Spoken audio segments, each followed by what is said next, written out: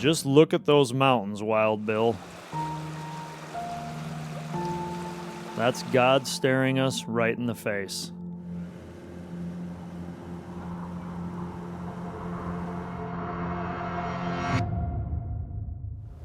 Here they come.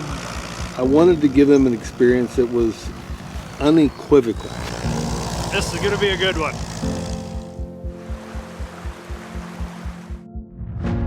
Yeah, it's me.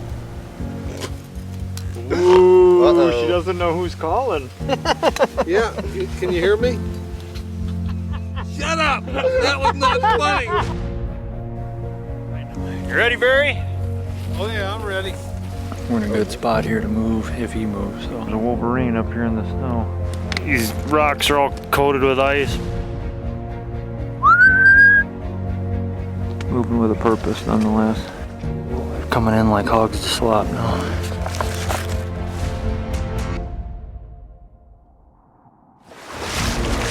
Back one. Looking at it, take him. Hit him, Barry. Didn't work as planned, but it worked nonetheless.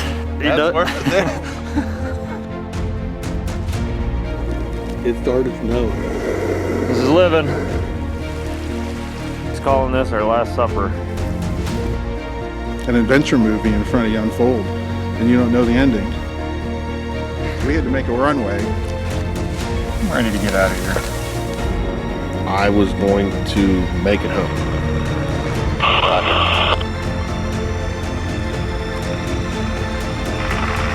Oh, shoot. And I told Kurt this. I said, Kurt, he changed all of our lives today. I need that in my life.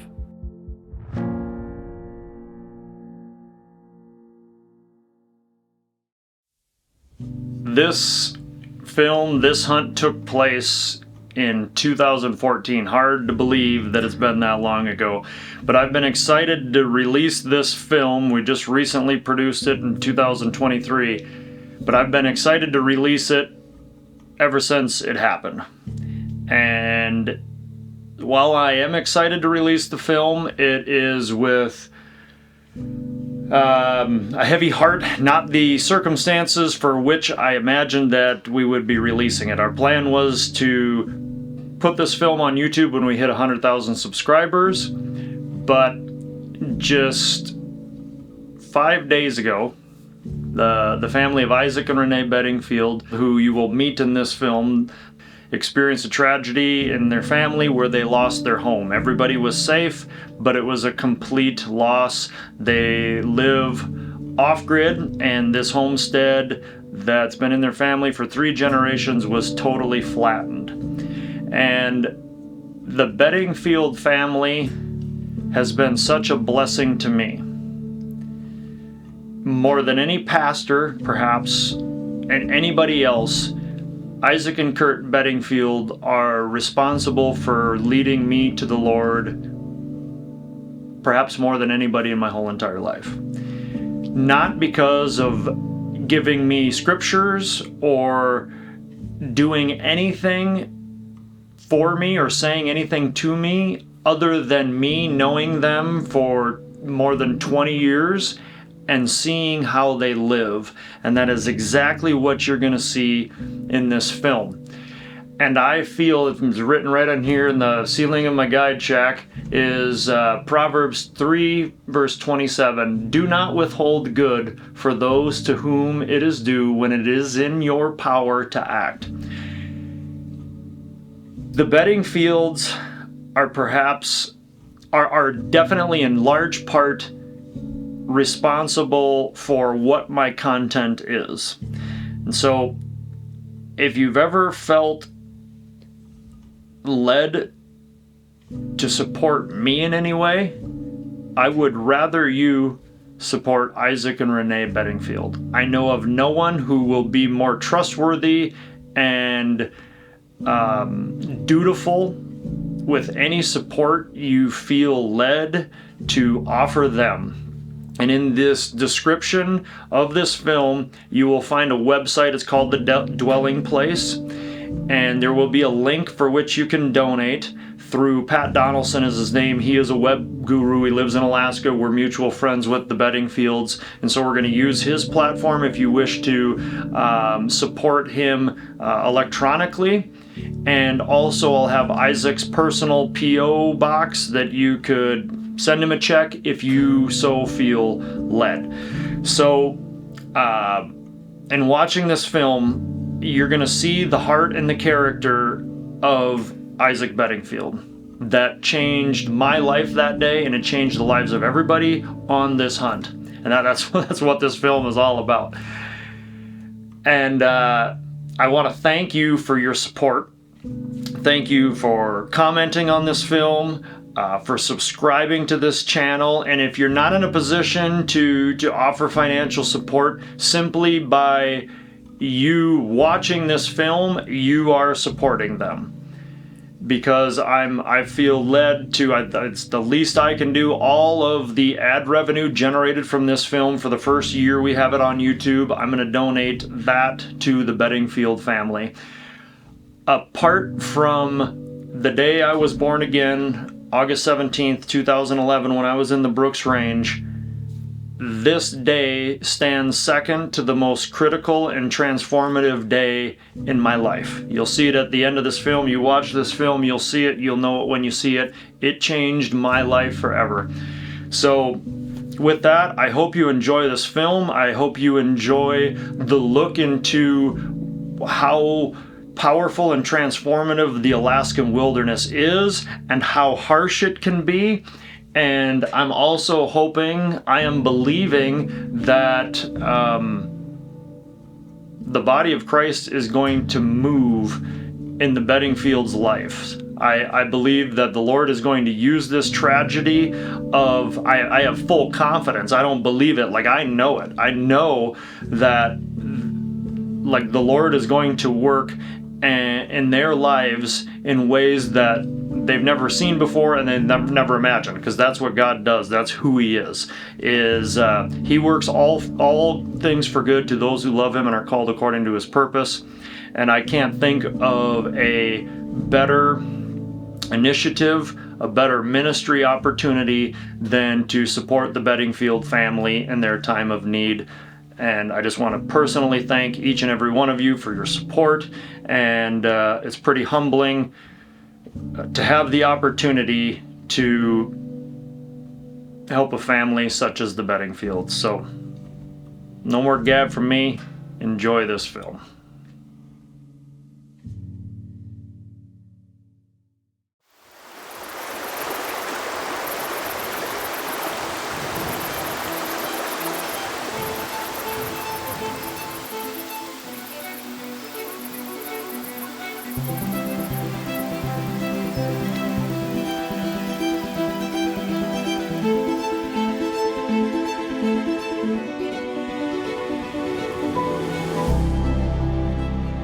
Just look at those mountains, Wild Bill.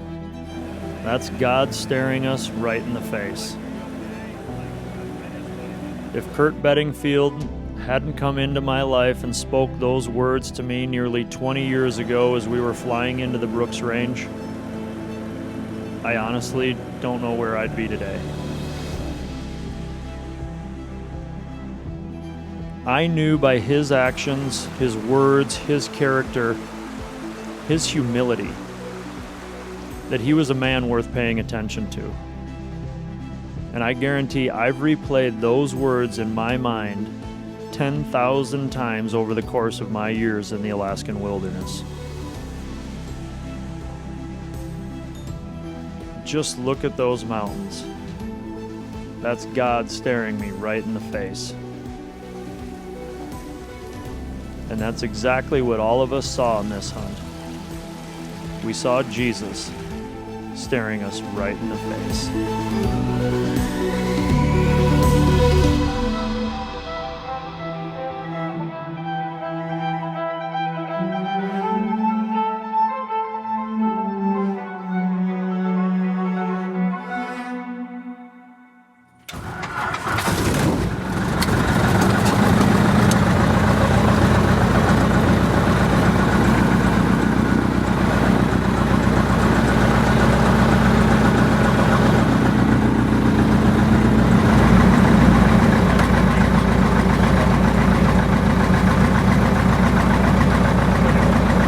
a really wide landing gear.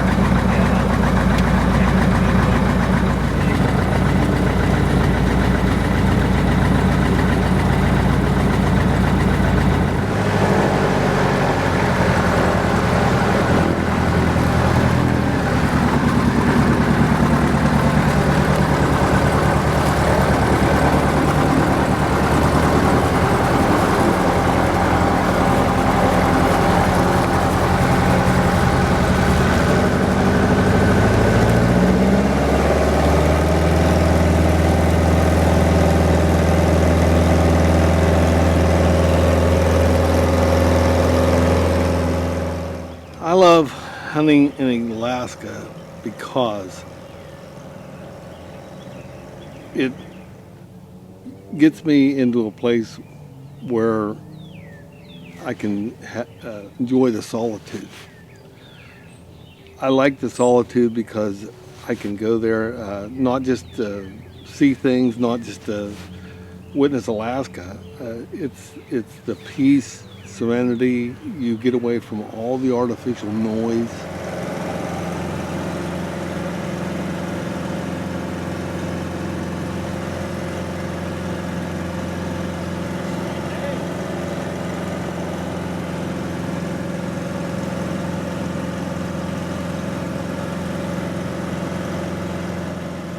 The mountains make it, and I think the mountains are what kind of give you that aspect, because we're not used to seeing those.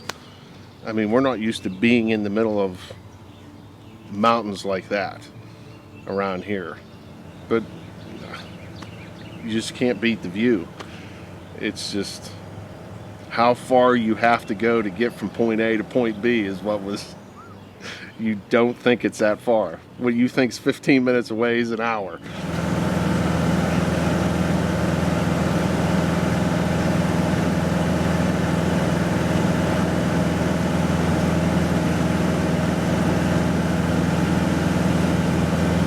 It felt like you were flying in the beginning of Jurassic Park, almost, whenever they're flying through the valleys and everything.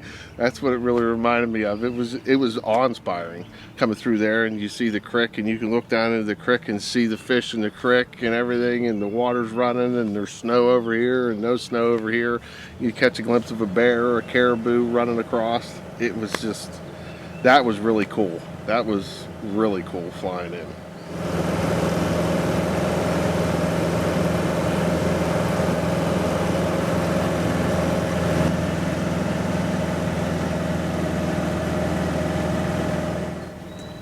My whole motivation to taking the boys up there was I put a lot of thought into it. I wanted to give them an experience that was unequivocal.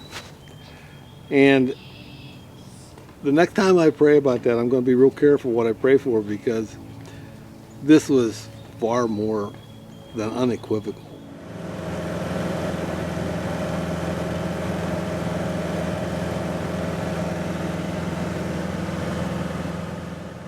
My sons were grown men, but they had never experienced anything like Alaska, and I knew it because I had been there many times.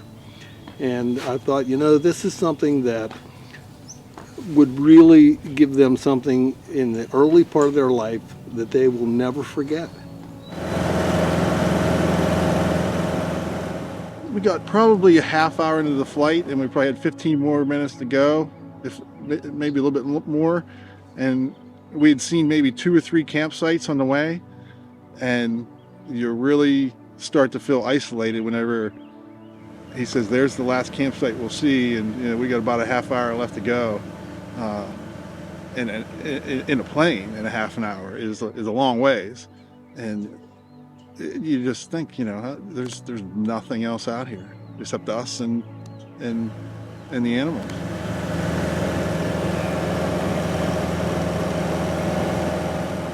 Oh, I was a little apprehensive too, because of some of his past experiences and some of the things that you guys have gone through. But I was just more excited than anything. I mean, I was pretty comfortable with it. My wife was a little bit apprehensive, a little bit more than I was, but I was ready to go.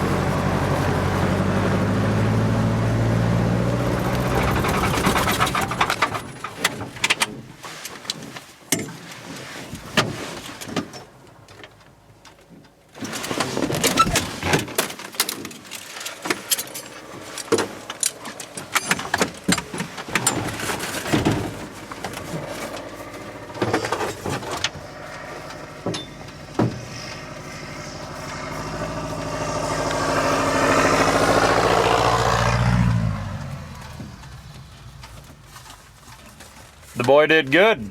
He did real good.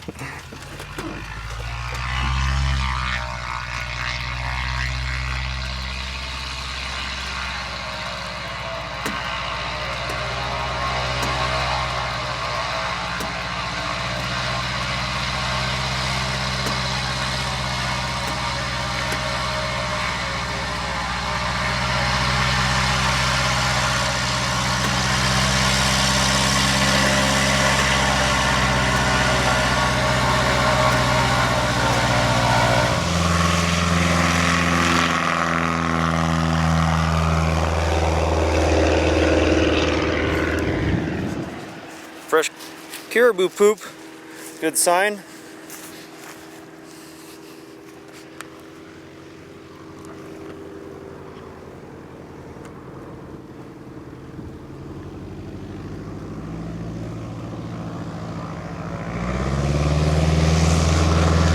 Oh, there goes our pooper.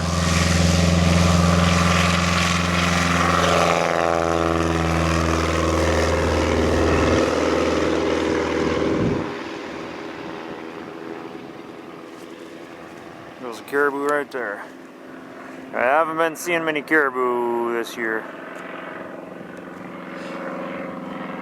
So, to see one's encouraging.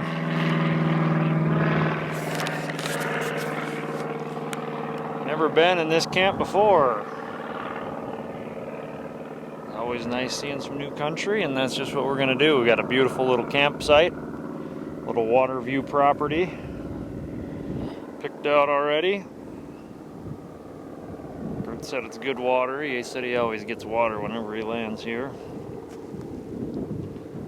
It's like a fine little spot. Gonna get the tent set up before we get any rain. Been raining most of the night, all morning. It's almost noon. Just starting to clear up pretty nice. See a little blue sky above. Barry and his boys, Brian and Todd, should be in a couple hours.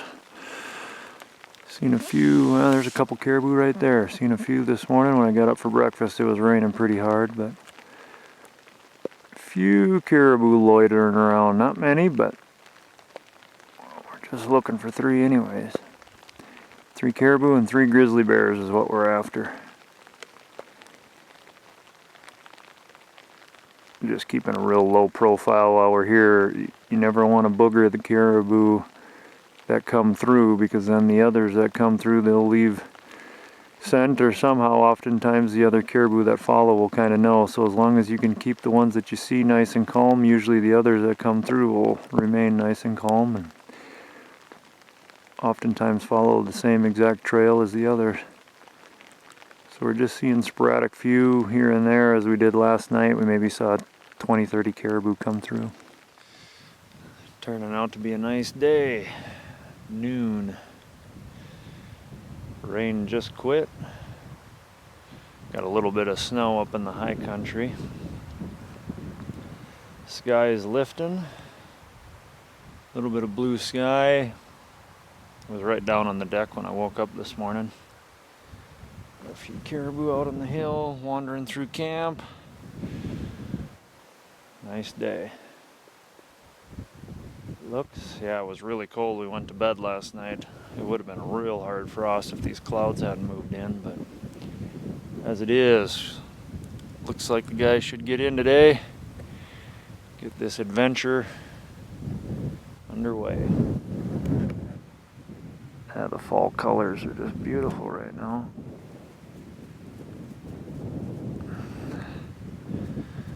That's my favorite time of year up here in the Arctic.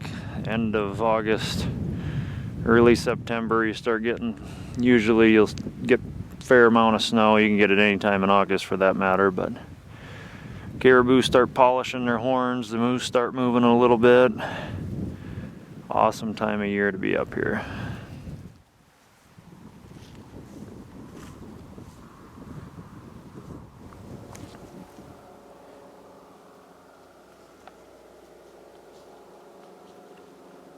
Here they come.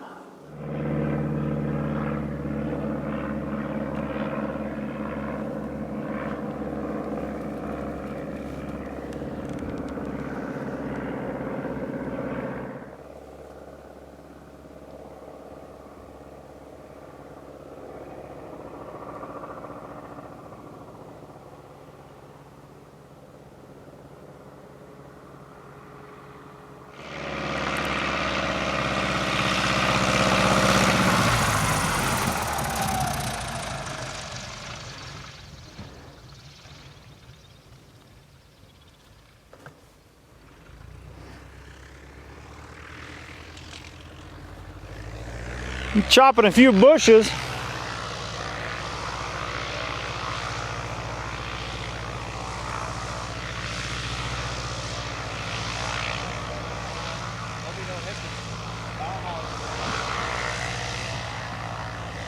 Yeah, where is that? Yeah, he's weed eating. It's in there somewhere, isn't it?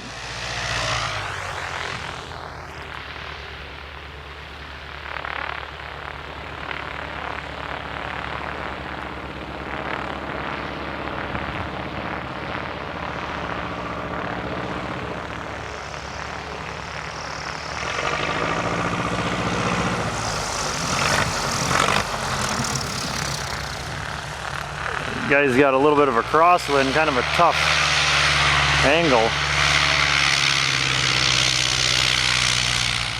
It's hard to grasp whenever you first touch down and get out of the plane and look. You think everything's way closer than what it is. For instance, whenever we were sitting there the first day and the caribou come through, and some of those caribou were 300-400 yards away, and they didn't quite look that far away. They looked like they were a lot closer than that. Well, you made her. I could do that every day, all day long. Yeah? Yeah, this is a pretty cool little valley, and the colors are just primo after it rained all night last night. And before the sun came out, it was just, luckily I took a picture just about 5 seconds after the sun came out, but before the sun came out, the colors were just amazing.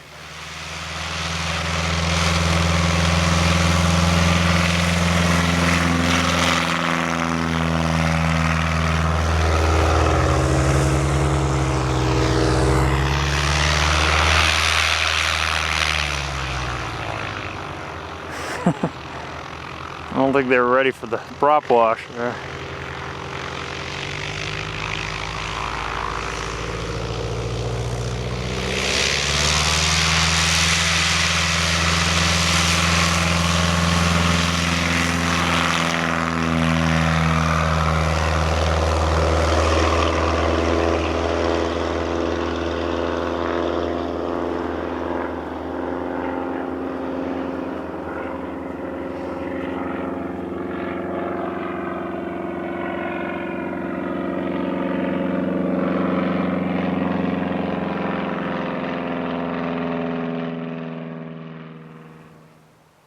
This will be burying my fourth Alaskan hunt together. So I'm looking forward to it. He's a heck of a dude. Got his boys with him. Brian on the left and Todd. I know he's been looking forward to this hunt for a long time. And I have as well.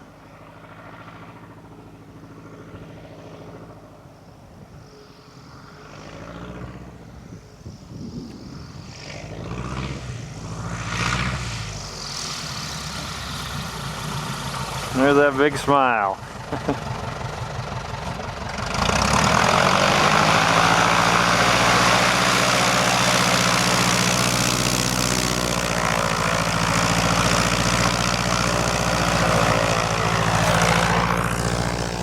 This is going to be a good one. Pilot and chief mechanic.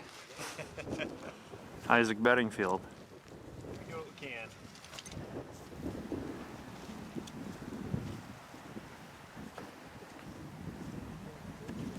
All right. I think she'll live to fly another day here. Well, that's good.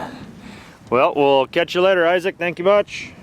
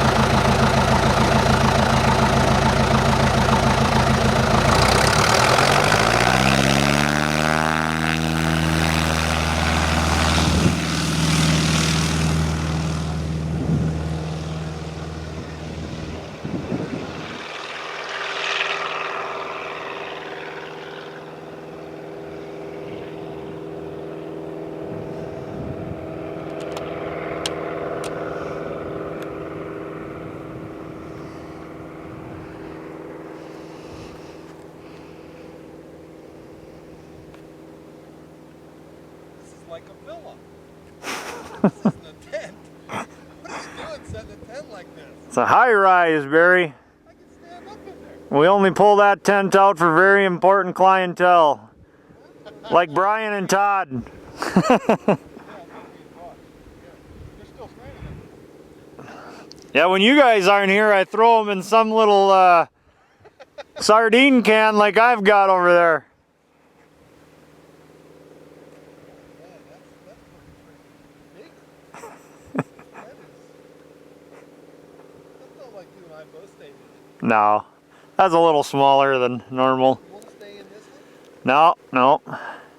We're ready. Might not make a turd, but it'll push one out. Guaranteed. And the latrine is right down that of it. Yeah, Bert.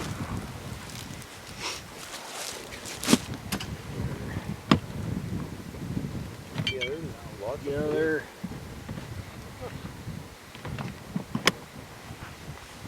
Mark of a good guide is to be able to cook full meals without using plates.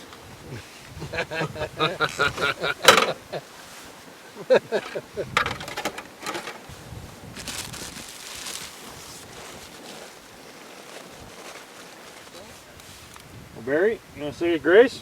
Yeah, sure. Our dear Heavenly Father, come before you, Lord, to thank you for yes, Lord.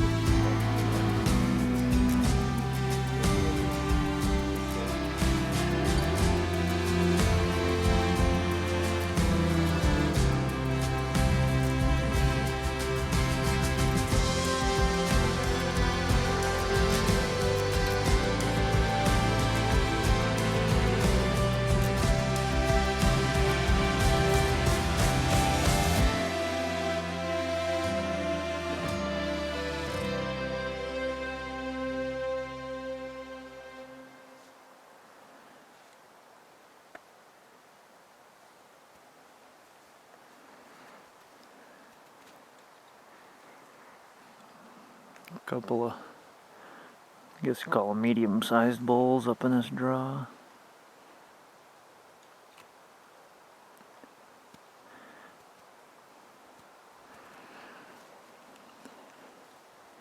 Gonna have to rainberry back on them, I think. Turns out there's 4 bowls up in this valley.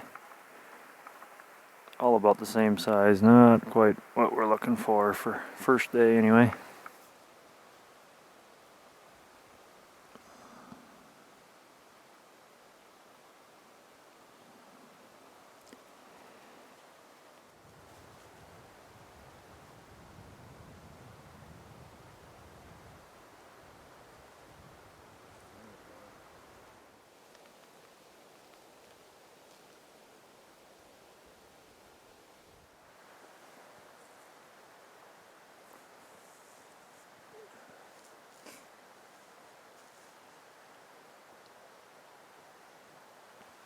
They were pretty close.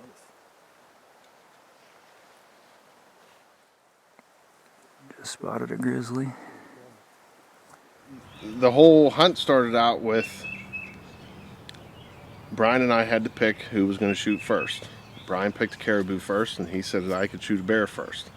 Well, it wasn't probably a half an hour after we made that decision. Dad walks over to the spotting scope and says, "Watch, I'm going to look in here and there's going to be a bear." And he looked in there, and sure enough, he goes, "There's a bear coming."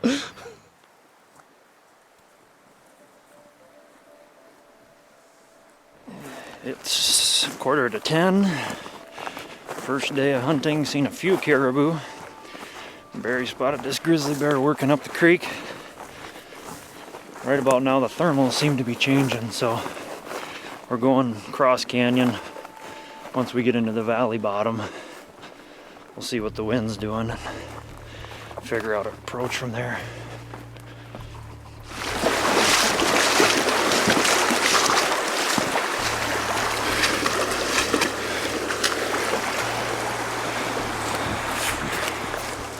Wind's swirling on us, been going downstream. Now we're in the creek bottom, it's going up.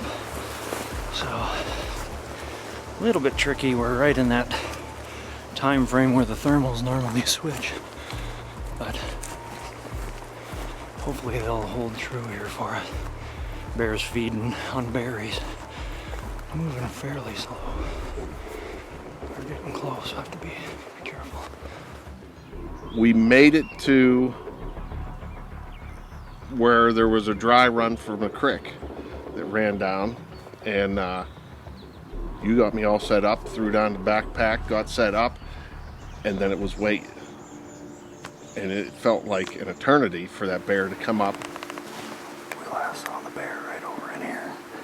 He was feeding this way, so we're just set up and waiting for him. By your actions, I could tell that you guys did not see the bear initially, and then like I say, this was like watching a movie. You know, I could tell you found the bear, and then you guys started stalking. But you know, it was probably 2 miles away from me, and I was in the spotting scope, and just the time it took for you guys to get there, it was like it was building.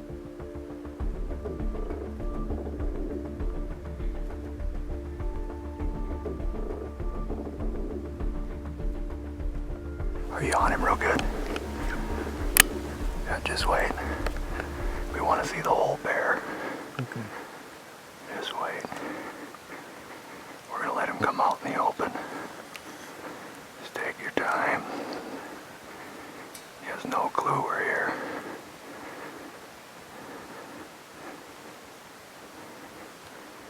Stay on him.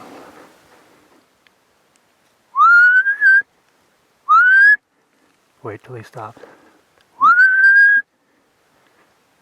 Right in the chest. Right in the chest. Reload. You smoked him. Okay, wait. Okay, you ready? He hit him right square in the chest. Yeah, it looked perfect. It looked perfect. Okay. All right, rifles on safety. Yep, on safe. You can go ahead and get up. I'm loaded. Okay, everybody's on safe. Sling the rifles.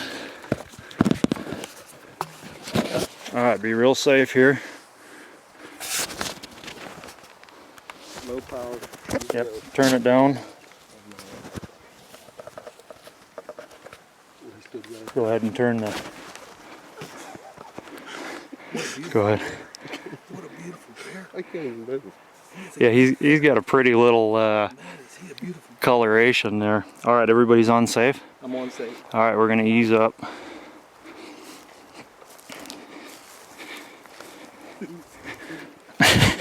There's some caribou on it. That bear hunting's impossible to beat. Oh my goodness.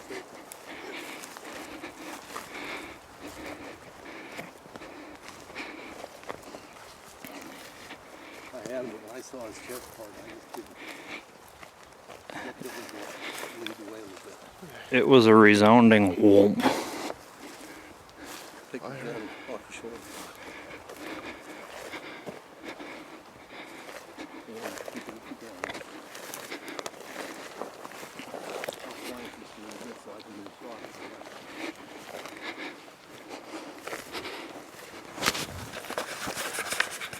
Looked like a good hit, but we're just easing in here.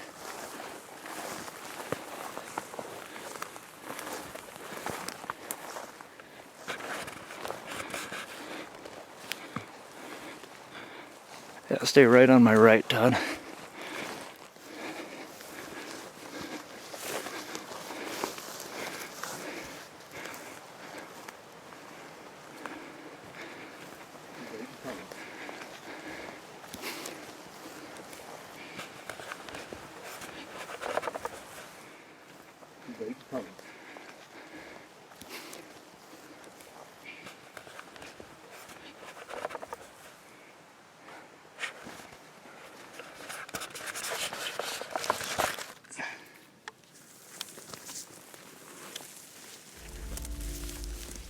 It was far from an ideal shot angle, but I know that bear had gotten a whiff of us. It looked like a good hit. We eased up to the edge, and I expected to see the bear laying dead, but he wasn't. So we went down, into that dry wash. We found a fair bit of blood, and again, I was expecting to find the bear, but we went 150, 200 yards, finding good blood, but there's no bear. I looked up at Brian, and I got the impression that the bear was still down the valley from us. And I knew we were gonna find him, but I figured it's a pretty good chance he wasn't gonna be dead. And that brings a whole new level of intensity to grizzly bear hunting. Yeah, just hold tight. I'm gonna grab my camera.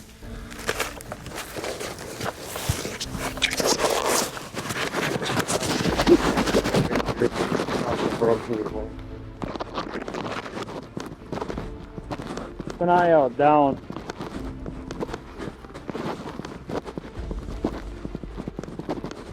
This is right where he was, wasn't it? I could tell by you guys' actions, you were kind of looking around, you were kind of not 100% sure of where she was exactly. You knew where she went. And I can remember just standing there trying to wave my hands and and I think you turned and looked and finally saw me, and I could see into the spot and scope. And then I was like, Cover your ears, Barry. I just keep an eye on him. You got him there, Todd? Just wait till you see him.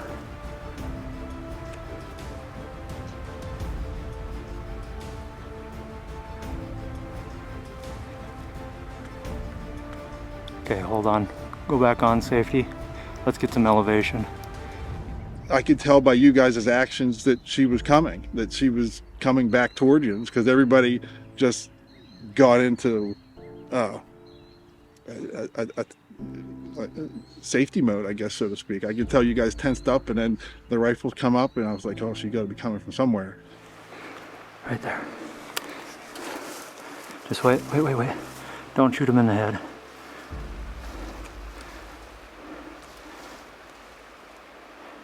Wait till he lifts his head up. Shoot him right in the chest. All right. You ready, Barry? Hit him, Barry. I gotta find him. Okay. Okay, I think he's done. It took a while for the sound. You know, I could see the shot come out of the gun, and then I would hear the sound. That's how far away I was. I mean, it was definitely you know, a nervous time. Like I say, you're watching an adventure movie in front of you unfold, and you don't know the ending. Perfect. I think we got a dead bear there.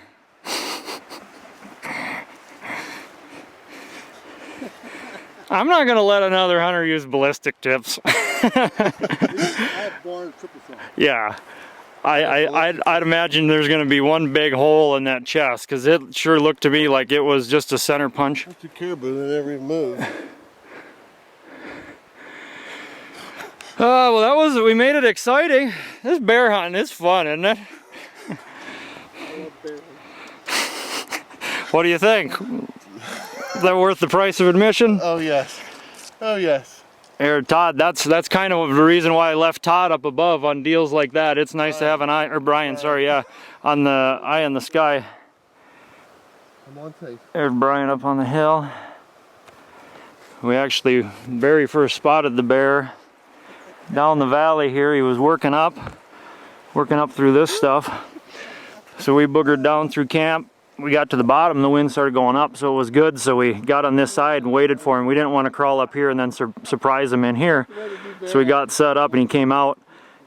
Todd hit him one shot, and he got out of sight, and then we followed his blood trail. I figured he went downhill. We actually didn't follow his blood trail. We came down right to here and looked, didn't see him, went back up, then found blood, came back down, and then I spotted him moving in there, and then we got rearranged. Well, Pa, this is what you brought your boys to Alaska for, eh? You better believe you can't do better bear hunting than this. That's fun. Boy, and as soon as he saw us, he started coming, didn't he? Yeah, he did. That's, yeah, that was, He was not intimidated by us being here at all. yeah, these bears are nothing to be screwing around with. think he's all done now. Well, we got 1 out of 3. Even for a younger bear, he was still pretty mean coming at us once he saw us there. Yeah, he was. He saw us up there and he started coming at us. You see how big they lift and they stand up like that? Yeah. What a beautiful hide. There's bear. That's a Roger. Day one, we kind of expected it to be a little simpler than this. We didn't expect to burn up so much lead, but you know, that's just what bear hunting is. You can't take it lightly. These are dangerous animals, no matter what size they are. And but you did a great job of staying calm, as calm as you can be. As long as you can be. And it wasn't very easy.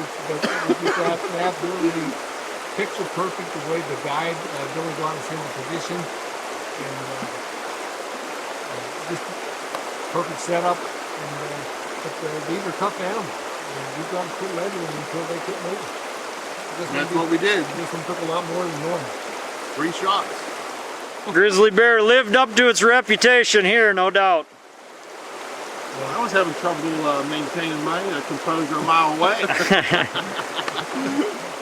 Well, this is just the beginning, fellas. We got 7.5 more days of hunting left, so we'll get to work and see what else we see yet today.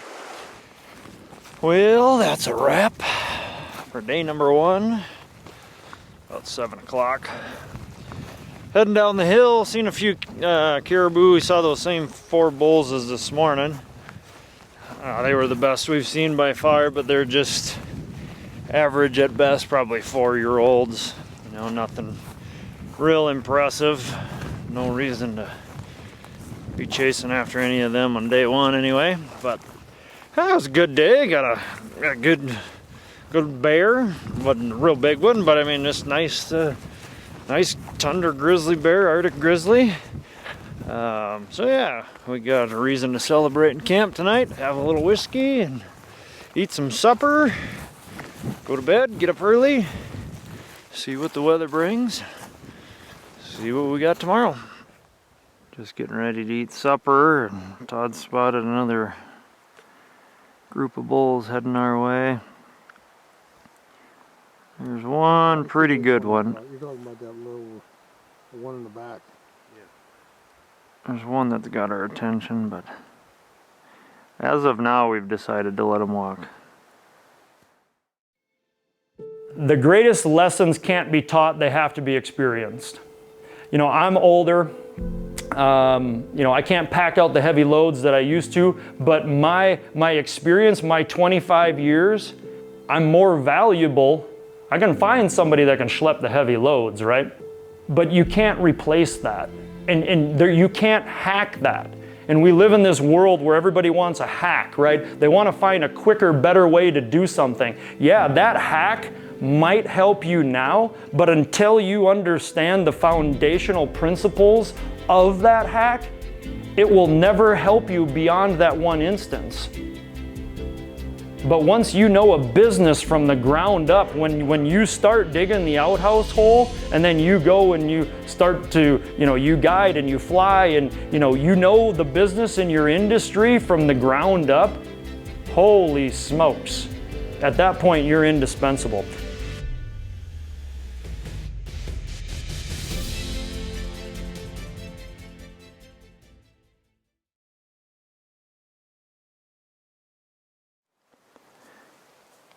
She's a little chilly on day 2.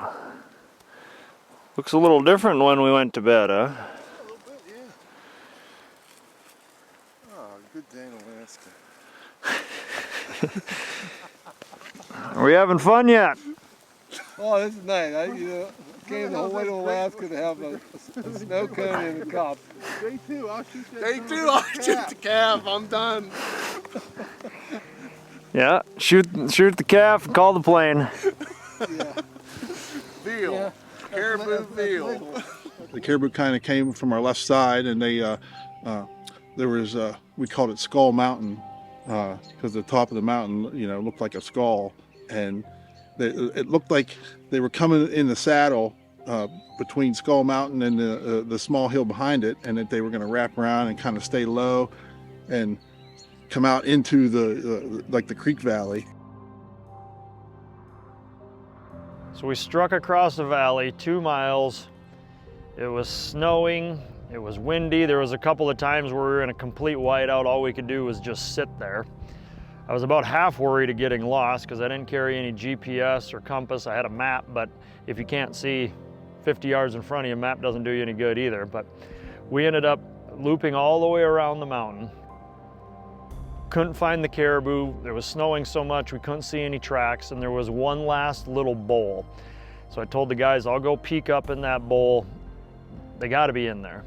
And I peeked up over the lip, and sure enough, they were in there and they were headed our way. And by the time I got back to the guys, the caribou were right there and they had caught our wind, and bam, it happened fast. I don't think it was very much time in between you getting back and you throwing the pack down and being like, get ready. And the two bulls come around the top, and they had the velvet. Both of them had velvet hanging off. It was unbelievable. And I'm sitting there, I'm kind of like looking at them like, holy smokes, they got velvet. And it was like, almost like they were fighting. The blood was coming off the velvet and everything. And you just kind of got my mind right when you threw the pack down. You're like, get the gun on here. Turn it up a little bit. Just wait, they're pretty close. Just wait, let them separate. Just wait, the back one's the one you want. The back one all alone. As soon as he stops, wait. Back one, looking at it, take him. Reload. Okay, wait. Wait. All right, you got him. You have to kill my top there, first the mountain. Didn't work as planned, but it worked nonetheless.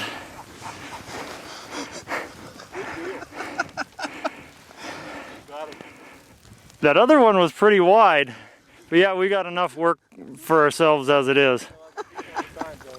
Yeah, I think that's it. We're good. Thanks for the pack, man. Thanks, Billy. You betcha. Nice shot. I'd have rather shot him up here than down there anyway. Yeah, you got a story to go with it now. I didn't video anything of the stalk because it's snowing like a banshee. It was a long stalk. Did you think that one was going to work? Not as we had planned, but it worked nonetheless. Well, I'd like to thank the Lord for being able to come up here and do this and have a place like this to come and do this. And thank Dad for bringing us up here and us all being together to do this. And also thank my wife and kids for having the patience for letting me come up here and do this for 2 weeks and be without their dad here. And this was a long trek around the mountain that I wanted to come up on top of, but it'll be a nice drag down the hill here. And I just want to thank Billy for putting me in position to do this. Thank you. We weren't expecting to get a caribou, were we today, Barry? No, this is day 2. Yesterday we had run-in with the grizzly bear, and we got a grizzly bear, and it's working out good. One day, one animal. Second day, second animal, and couldn't work out any better. It snowed a lot. It left us with kind of an ugly day to deal with, but it's never an ugly day when you can share an occasion like this with your 2 sons. This is really just a dream of mine come true, and I'm sure we still got a lot more adventure to go yet. So, Todd, you still have bullets for your gun. You guys, at this rate, maybe I might get to shoot at something of my own, but that's really not a big problem. Our goal is for the boys to hunt, and that's exactly what we're doing. And Billy couldn't ask to share something like this with anyone more close to my family than you. Well, thank you. Definitely. Yeah, and we had almost another grizzly encounter today. We saw a big sow with a couple of 2-year-old cubs here this morning when we were on our stalk. So, Again, congrats, Brian. I'm gonna shut the camera off because she's a little nasty today. We didn't get much pre-shot footage, virtually none, but that's the way she goes. So, but we're gonna get him taken care of and pack him back to camp. Excellent shooting, by the way. One shot, Brian make a perfect shot, maybe 100, 120 yards, something like that. So it worked out really slick. Yeah, we made her home about 5 o'clock. We got a few happy hunters there. You happier that it's done or that you got a caribou? Then I got a caribou. All right. Oh, it wasn't too bad. It was a long stalk. We went all the way around. Oh, we can see it now. Couldn't even see it there today. Went all the way around this mountain. Spotted the caribou coming up here. Headed for that saddle. So we worked around, came all the way back around and shot him about up there. So we're gonna stash the meat under our collapsed tarp and take a break.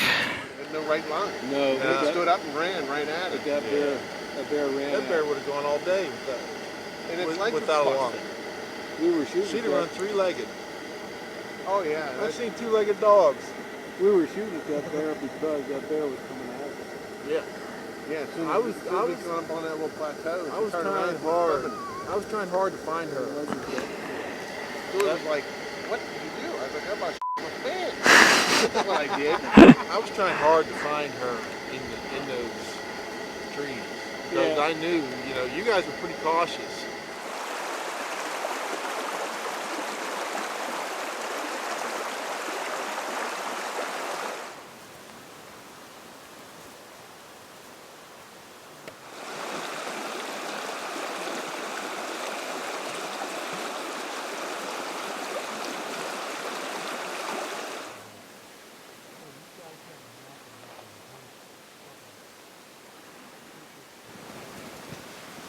Say what the nut 300 Magnum went off today. I became your This has been a great hunt so far. Probably really couldn't go any better. I think this is exactly what Barry was hoping for. Time to share with his boys who are grown, got their own families, their own lives. He's talked to me about wanting to do this hunt for a long time now, and I think it's going just the way he'd hoped it would. I think it worked out pretty slick. Got one bear yesterday, a caribou today for Todd and Brian, so they each got their own hunt. Barry was right there with them both. Today was a heck of an adventure. It was snowing hard as soon as we woke up and sitting out all morning just glassing.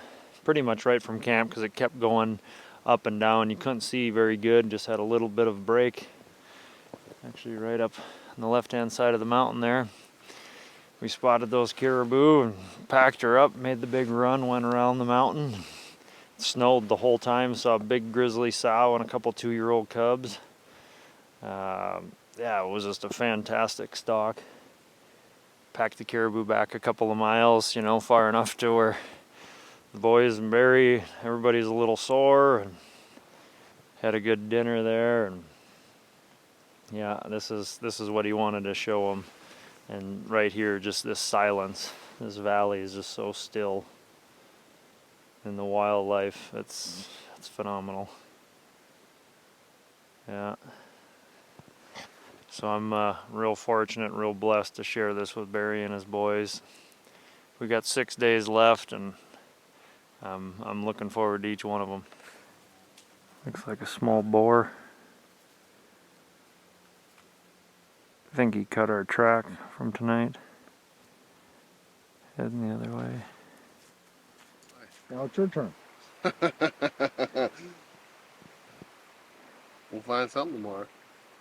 Actually, we probably will. We probably will find something every day. We'll make sure we do. Until we get down to shooting wolves. May end up having 2 or 3 on there. No, I don't want them out here. I don't want them. No, I don't want them by the camp.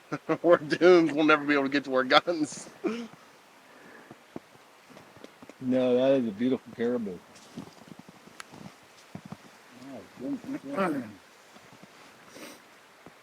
I like this. The webbing is real deep. Yeah.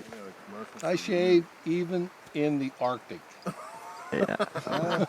I'd sponsor that close shave, Barry. Yes, I'll That bet is a you dynamo. You know a couple people at Gillette, so.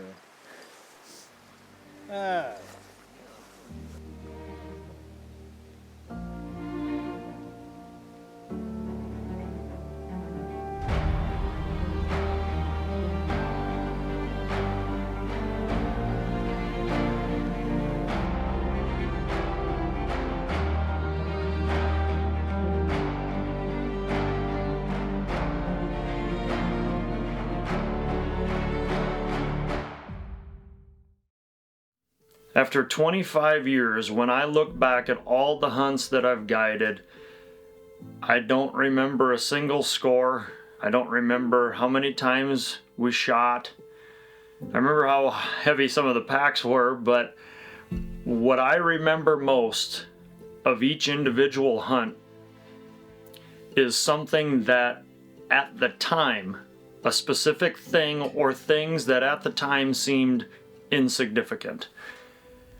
Those memories might just be a conversation or just some animal doing something, or a sunrise or an airplane ride, or whatever it was. And I just want to encourage anybody out there that's interested in experiencing Alaska.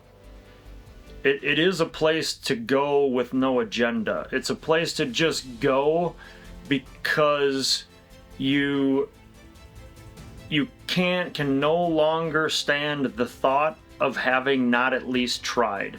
When you get to that point where the fear of failure or not getting something is dwarfed by the fear of never realizing your dream, you're ready. You're ready to experience the wilderness, to be immersed in it and receive whatever it is. That's when the life-changing aspect of being in the wilderness is going to take place. When you want to go there, experience it, win, lose, or draw, I guarantee you will not regret that you went and experienced Alaska for yourself.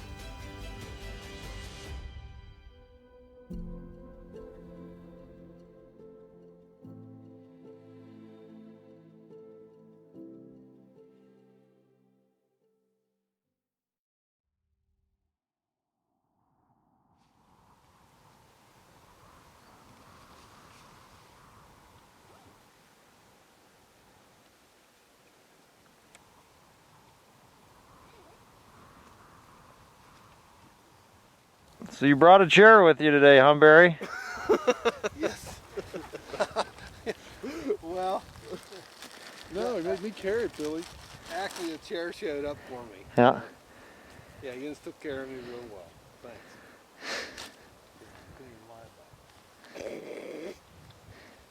Poor guy, huh? I know. He's getting pretty old.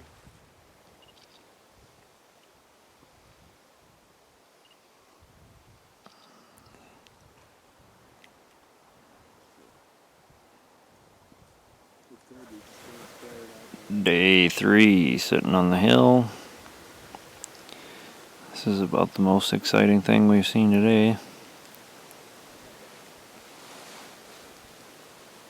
Looks like all young bulls, mostly yearlings.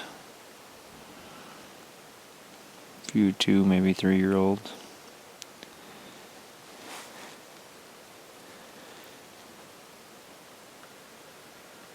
Clouds are coming back out. Still pretty cool, probably just barely above freezing.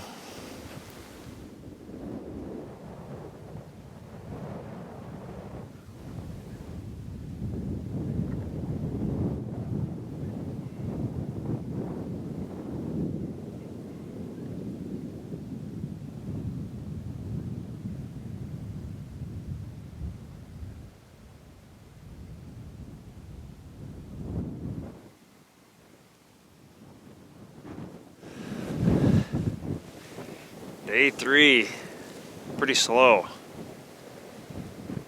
Seen about 15 caribou maybe.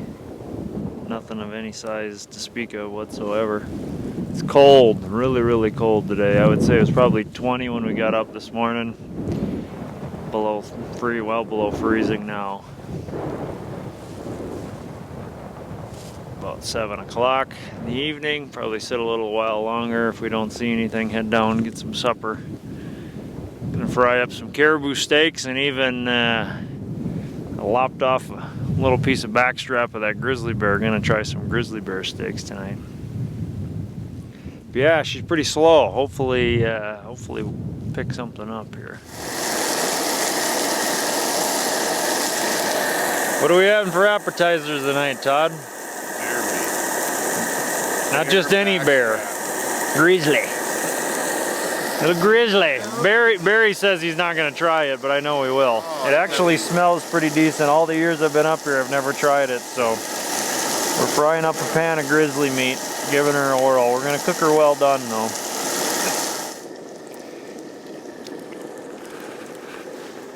Not bad. Horrible. No. Well, and I cooked it probably maybe a little too far than what it had to be. That's not bad at all. It wasn't bad. It's not the best meat I've ever eaten, but No, but I've had worse.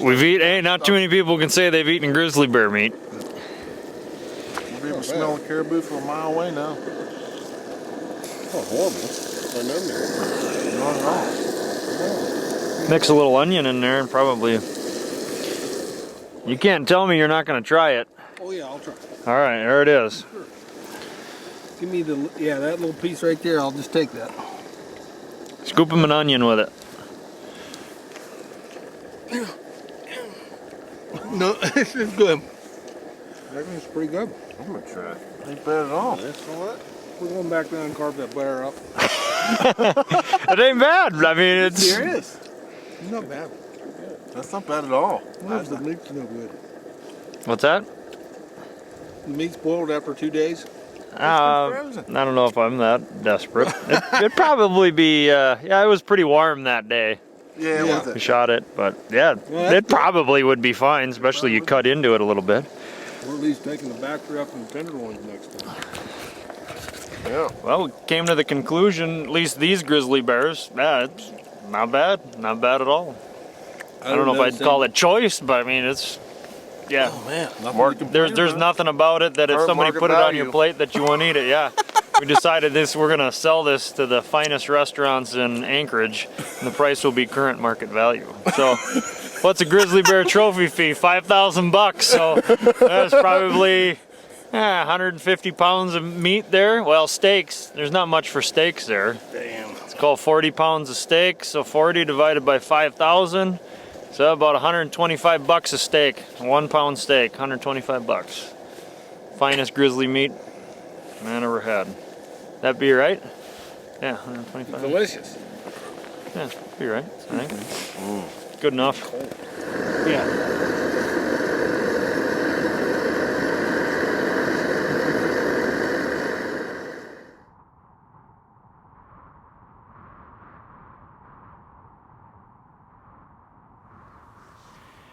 Day 4, she's pretty thin in the valley. So we started glassing the mountain peaks. You see how there's the first peak, and then it goes like a little. There's 2 bulls clean way top. up there. No. This mountain right in front of us. Yeah. Come here and take a look at it. There's like 2 peaks. Yeah, the second peak. The second peak is where we're at. Snowing. Yep. Yeah. That one bull is nice. That one bull, he'd be a goner. Well, see, Yeah. Oh no, I'm looking at. No, they're on the like the back side, Brian. yeah. Yeah, they're not on the second one, they're on the first. Good gravy. Well, let's go. I'm going up there. I don't care what it is. Hunt will be over by the time we get up there. Yeah, They'd sit there and watch you climb Yeah. and say, "Oh, time to go." They sat there for almost 3 hours. They just laid there in the sun. They would get up and they would walk around, lay back down, get up. And I wanted to go. I was ready to go. And it was, well, we got to wait. We got to wait to see which way they're going. If they're coming down the mountain or if they go over the backside of the mountain, we're never going to catch them. So we waited. And then finally, they came towards us, angling down the mountain. So then it was, pack up, let's go. Well, those caribou are way up on the mountain. Finally got up a little before noon. So we're gonna get over there. They went down a little bit into a little draw. We can't see them. So we're gonna get over there to where we can see in that cut. See what they do.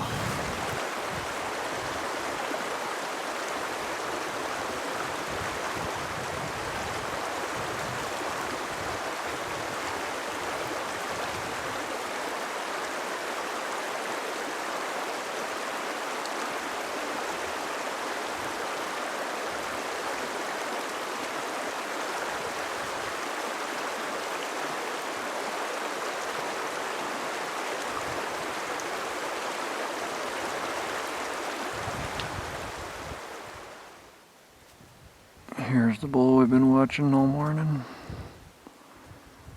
400 yards.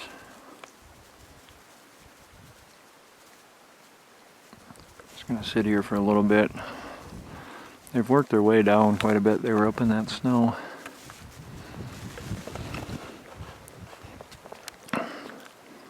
You can just see the blue tarp over there.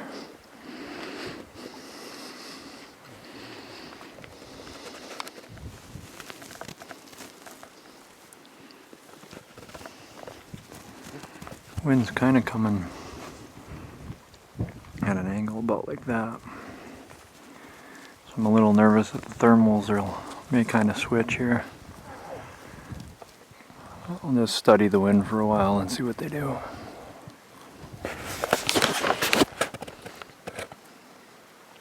It's warming up in a hurry. So if the wind, theoretically the thermal should start swinging up. And if they do, our obvious way for an approach is to go kind of right at them, but if the thermals were to switch while we were going, he'd most certainly blow out of there. So we're in a good spot here to move if he moves, so let's watch him a little bit.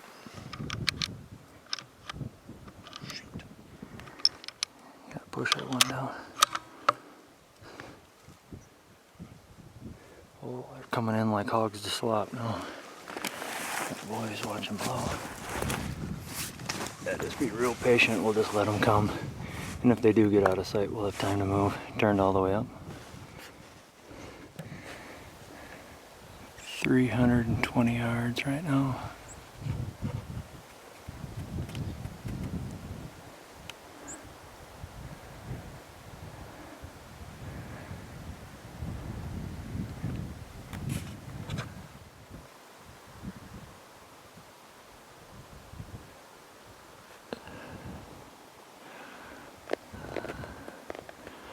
Now it's a waiting game.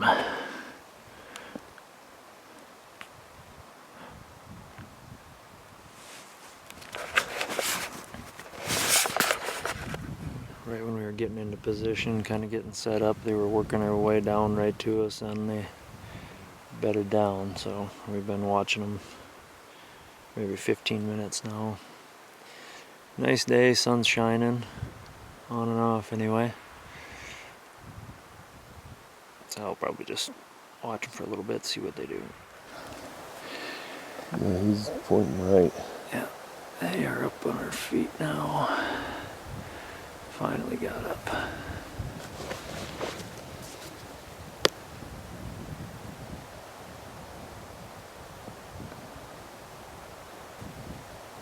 No, yeah, just be real patient. We'll have lots of time. Hopefully they'll feed down.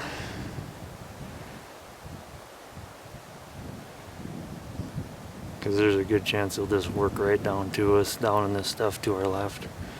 And if they come down into the right, we got lots of time to pick your shot.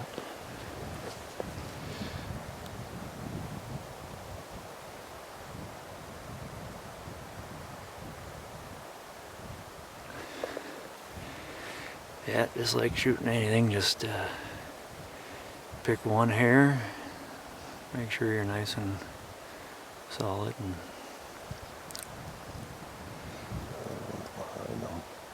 yeah, well, we won't shoot now. You're on safety, right? Yeah, I'm on Yeah, safety. yeah. I'll tell you when I think you should shoot, because yeah, they got no idea we're here. There's no sense in.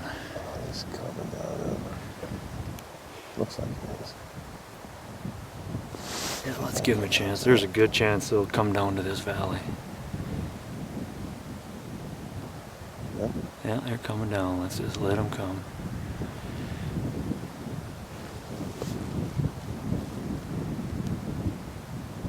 And I'll give you the yardage before you shoot too. See, I'm gonna run into a situation with that. So yeah, get situated to shoot them to the right.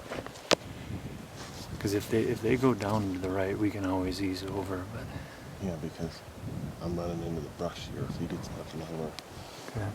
I'm hoping to be shooting through that Yeah, limbs. What's he at right now? be 300. Is that not even looking at us? No, no, but he's working this way, so. Because he's going to run out of feed there where he's at, so he's either going to have to go down into the right or work back to the left by this other one.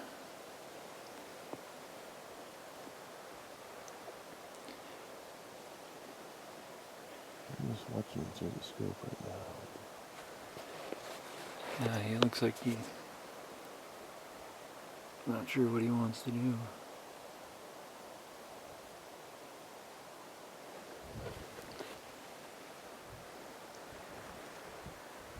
Okay, he's coming straight towards us. Yeah, that's what we want him to do. Cutting If he gets down where that other one is, then I think we'll probably take the shot. Okay. As long as you're... We'll just let him come now, obviously.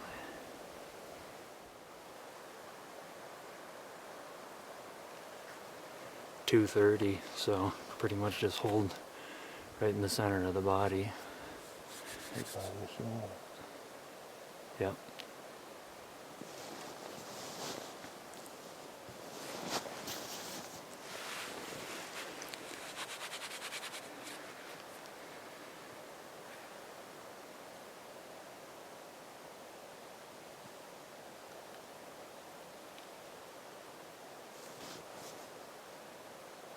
He's in line. You just rock solid on him. Yeah, I could see him. Just wait 1 second.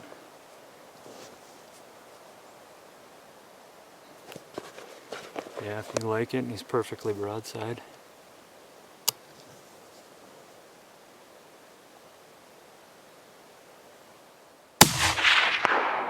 Okay, reload. I don't think you need to, but you dropped like a sack of hammers.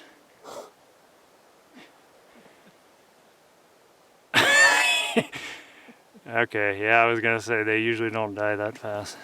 Just don't shoot, don't shoot.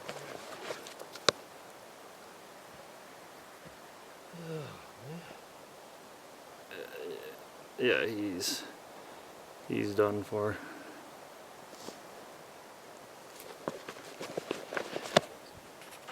The other one doesn't know what to do. No. He does look That's like worth it. he That's does- worth it there. he does look like a big-bodied bugger. They're both a little confused. Oh, Turn around.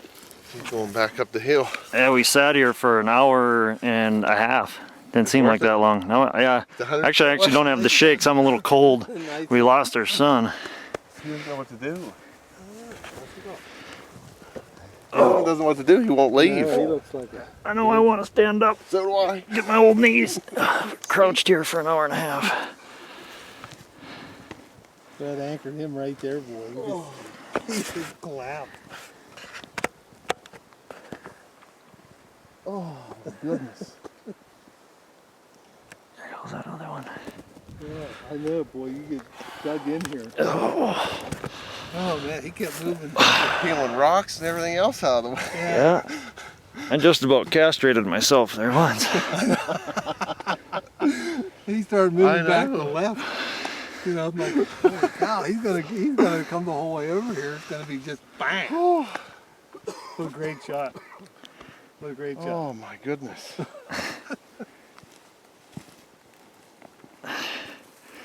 Yeah, whole camp was pretty solemn there this morning after not seeing virtually anything yesterday, and we woke up this morning, it was like a ghost town. And then when we spotted these way up on that ridge top, I figured we were hoping they'd come down, and that's just what they were doing. Brian's got one caribou, Todd's got a bear and a caribou. Who's up next, Pa?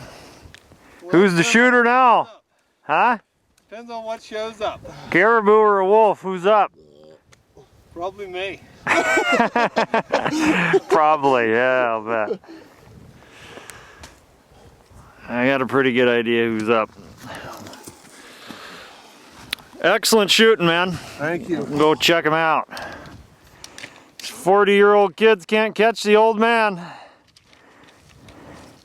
Suck my wake, huh, Barry? Yeah. Can't believe caribou lives this high up in the heavens. Like I say, we're a land animal that dwells on the lowland tundra. Sometimes. And these ones are all up in the mountains. I haven't even shot one in the lowlands So yet. far. There's no big sheep up there. I know, early this morning, Billy said, "Hey Barry, you want to see something funny?" And there those two were sitting up there on the daggone peak that hill. And I'm like, "Oh, that's funny." Yeah, that was about how many hours ago? I knew until I'd see that. Yeah, about 9 o'clock. Oh, 5 hours later, here he is.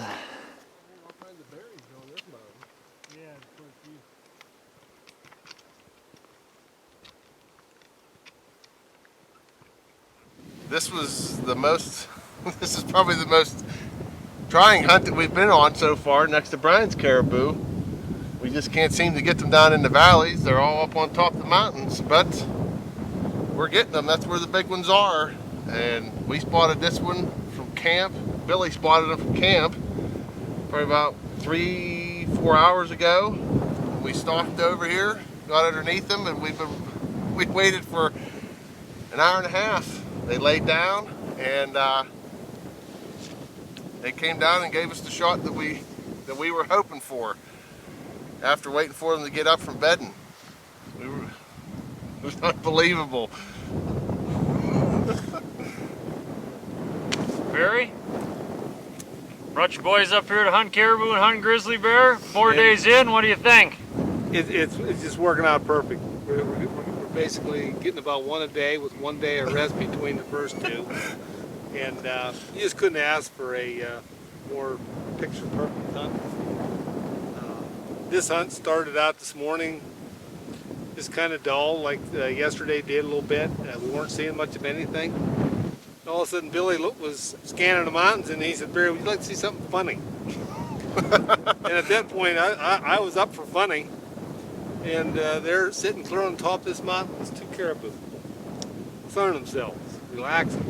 And we just had, the more we looked at them, the more Todd said, you know, he started getting a little bloodlust going, like you said. He wanted, You could wanted see to it in his move. eyes. The whole way we were hiking up here, I had to stop and then take an extra half step forward, or Todd would have ran into me. He was chugging like a freight train.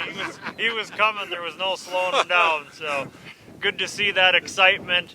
That keeps my job fresh and exciting as well when you got guys that are charged up to be here, and their excitement is palpable. So. This was by no stretch an easy hunt, though. I mean, normally, caribou aren't shot like in sheep country, you know, up where we're at.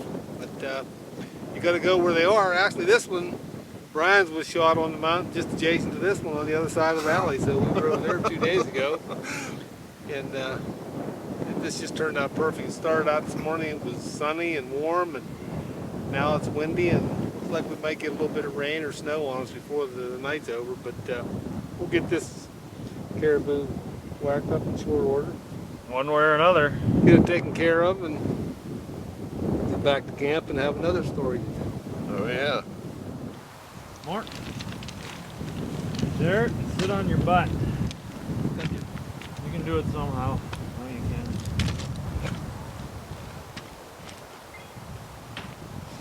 Can you turn and face me a little bit somehow? Or on your knees? Or even if you squat. Yeah, there we go. That's a lot better. Ryan, get somewhere where you don't have a point shish kebabbing you in the head. And Barry, kind of stand up nice and straight.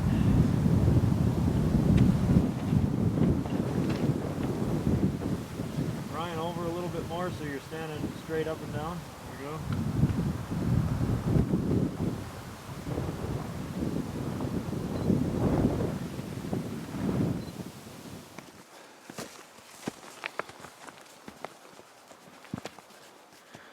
Lashing the antlers down, packing everything up, marching her down the hill.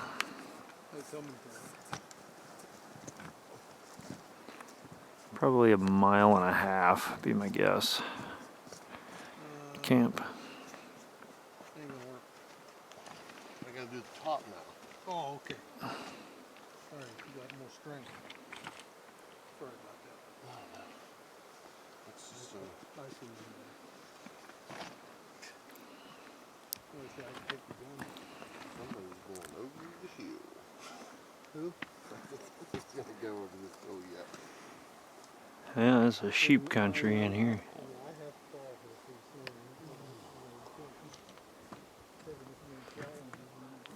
Father and 2 sons getting up with a pack. Something's bound to happen here. Oh, by golly. Law of averages will catch up to you sooner or later, though.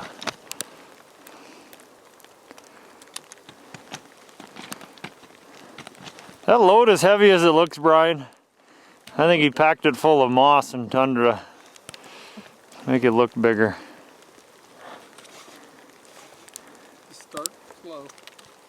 Fall that shelf down around and go down there. Start slow as opposed to how should he finish, Blueberry? Well, just go slow.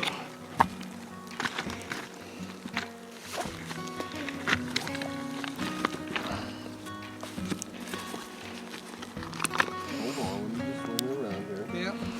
Wait till I get out of the way of the horns, for God's sake. I'm out of the way. It's the Barton 3-ring circus.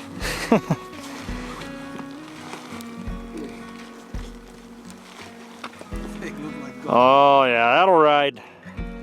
That'll ride.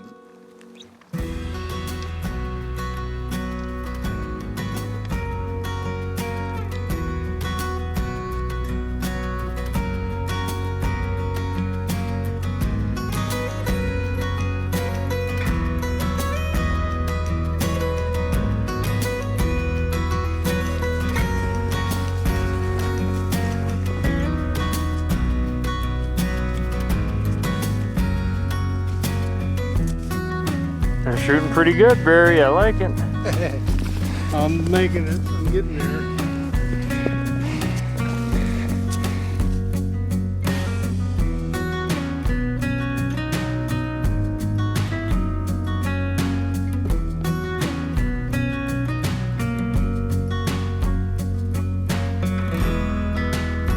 Right, they're making tracks.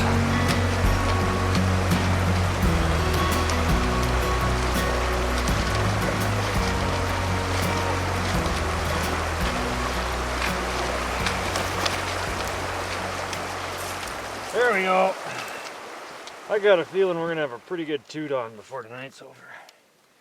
Just my gut instinct. Man, At least I am. we almost wasted. I don't know about fuel. you guys. Well, as long as Jim will bring more of that.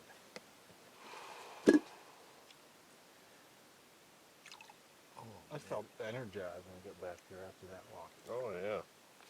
I am an old guy. We after I figured got we back. must have made you mad about teasing you about your 22-mile pack on paved roads. Oh no, just a little. Show them. Just a little. I looked down there, I'm like, what the hell? Just some mission from hell. You were really moving out across there. Just wanted to So we'll walk by myself for a moment. I looked back at Todd and I said, Todd, Little mango bango. Little cheers. I said, Cheers. I said, Well, we better get Barry a drink. I'm empty. He's empty. I looked at Todd. I said, Todd, He's it's a full-time job. You I need said, a server. Todd, just- usually I follow Billy because he knows where the hard ground is. I said, here in Alaska, the shortest distance between the point is Okay, not it's kinda necessarily a stiff. straight line. I was like, Halfway this is down, getting kind of. Stuck to the side of that hill. halfway down across that marshy crap, Todd says, well, look at him over there. Oh, he's over on the hard ground. Let's just cut over I there said, and get on the all the hard little ground. red bushes grow on the hard ground. Yes, they do.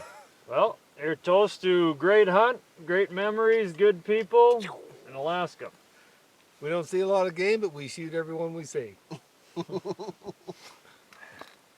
pretty darn nice ones, the ones we see, though. Yeah, Yeah, yeah, I'd say we're They're doing just all in right. some of the most They're great. remote places in the area.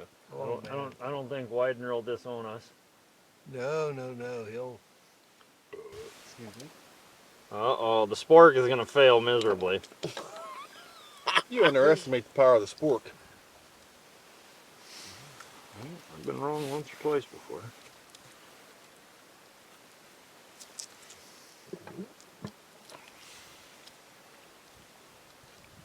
He went for the gusto right away. Oh yeah. Pretty juicy bratwurst, ain't they? Mm-hmm.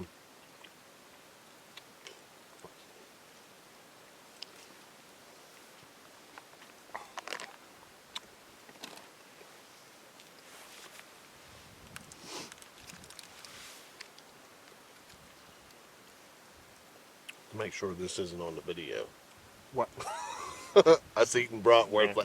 Men eating bratwurst. We won't hear the end of it. There you go. Stay right in here so we can watch. Hey, get back here. He feels he's embarrassed now. He's embarrassed now. Stand still. Face the camera so everybody can hear you. I'm not gonna stand still. I need to walk around when everybody talking on the phone. You're on the camera. Hey, I gotta have some humor in this video. Hello, Karen. Hi, how you doing, honey? Yeah, it's me. Ooh, Uh-oh. she doesn't know who's calling. Yeah, can you hear me? Hello?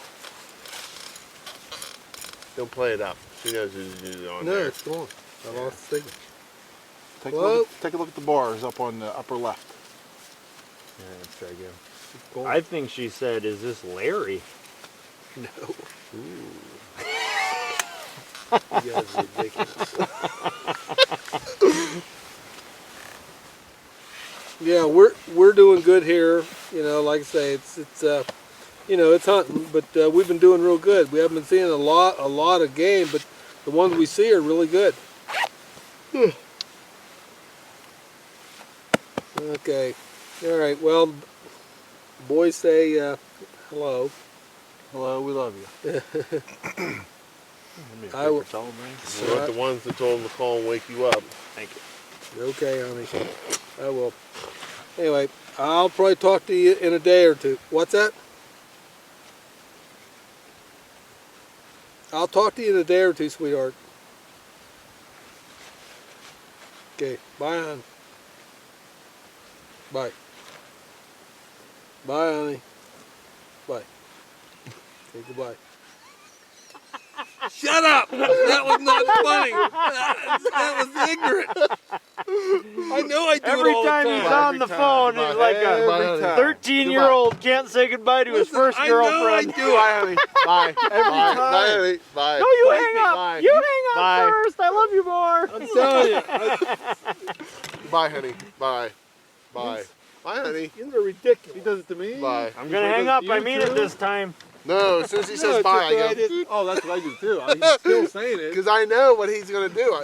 Bye, Todd. Bye, Dad. Boop.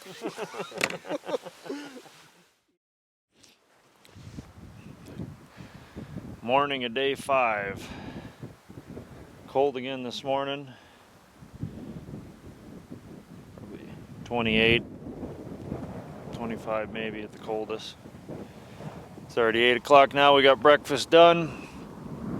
No, you're looking too low. There's a whole group of them above that. On The snowy part? No, up above on the rim, coming down, there's a whole Let's group. see. Wow.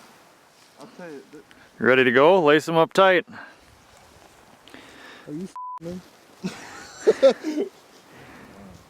No. Look way up high on the black part of the mountain. There's a whole group coming off the top. These bulls have all pretty well banded together now. Worked this way a little bit. And down they were in that bowl in the upper left there about 20 minutes ago. For 3 years you've been looking for a caribou berry. Today might be your day. Probably closer to a decade of hunting up here. And I have never shot what they say is the easiest animal to kill in Alaska yet. But today might change that. Because Billy managed to find one more bull. Oh, I would think we can do that. We're packing her up.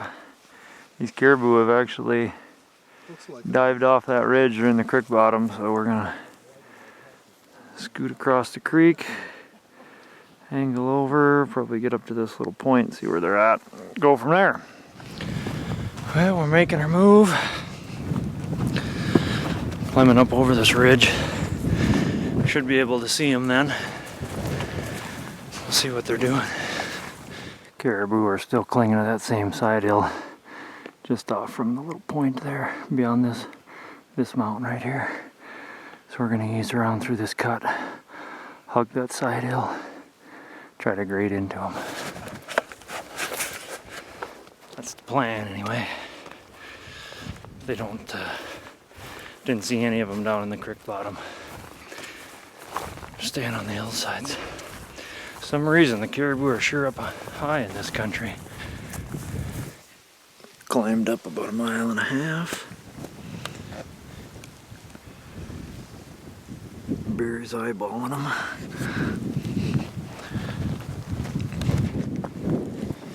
Most of them are bedding now. Well, there's where we first saw them, right up in there and on that skyline. Now they're all bedded on this hillside. Right in there. So we're just gonna hang tight. Wait for a little bit. Hopefully they get up. If they continue along this hillside, we got them. If they come down in here, we'll booger up the backside of this probably and go down. Should be able to get them as long as they work this way at all. But there's not enough cover for us to sneak up on them where they're at.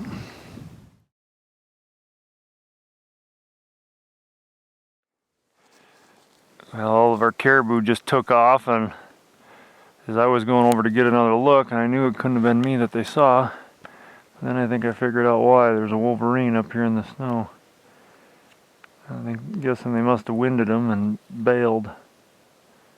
It looks like a big one too. Not that I know a lot about Wolverines, but that thing looks big. I think 800's a little far yet. If he gets within 650, I might. And the wind's not blowing. Wolverine season opens today, September 1st. So we got tags, so we're gonna keep an eye on them. But yeah, that's definitely got to be it. Right there is where the Wolverine was, and then right in here on that hillside is where the caribou were. He's just up there rolling around chasing his tail. We watched that Wolverine for several minutes just waiting to see which direction he was gonna go. When then all of a sudden I see this golden eagle dive bombing him. And the Wolverine would go on his back and claw at the eagle. And it kept happening over and over, and I realized, well, he must have a kill up there or something. And I just figured, man, let's go. I don't know much about Wolverines, but they never stop moving, and neither is this one. He's staying right in that same area, but he's squirreling all over the place, so. 800 yards away.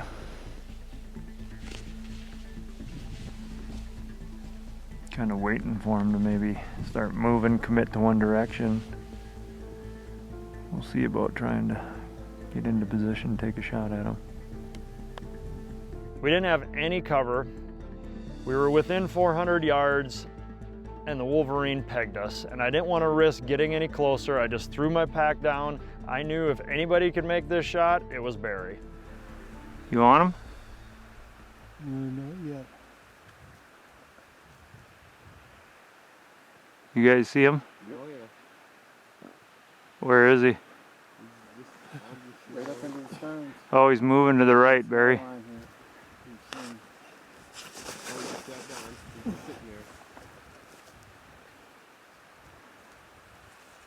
He's almost on the skyline, Barry. Yep, he's sitting there. I was trying to get the scope because he was real high on the elevation on the mountain. And I thought, man, I can't get this rifle butt against my shoulder. And I know when I light this rifle up, it's going to hit me right in the head with the scope. And I'm like, I got to get ready to do that. But you kept saying, hey, you got to go, right? You got to go. So I remember I got the crosshairs on him, but I couldn't see the whole scope. And I knew why, because I was at an angle I couldn't get in the scope.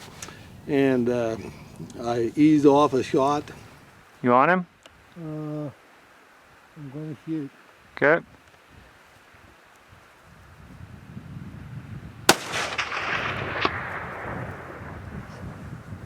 Got him. He's dead. He's moving. He's waiting. He's moving. I can see him moving. Oh, he's going down the hill. He's going down the hill. Come on, roll the whole way. Got him? Yeah, that's a pretty nice shot.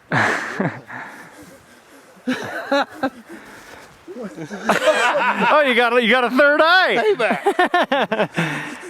Just a little bit. Yeah. Payback. Nice. Payback. That was a good shot. 340. Payback. I heard it hit something, and I'm like, holy crap. I knew the scope was going to hit me. Yeah. And the wind was coming. I saw the heat wave blowing up a little bit, so I landed just a little bit to the right and squeezed the trigger off. That's going to be a hike to go get that thing, but what the heck? No way. Drilled that thing. He's still rolling down the hill. He's in that yellow patch now. Pretty good shooting by the old man there, huh? Opening day, we were joking around. We were joking around that it was opening day of Wolverine season and never expecting to get a shot at one, but here it is. First hunter I've ever had in 17 years that shot a Wolverine. Seen lots of them.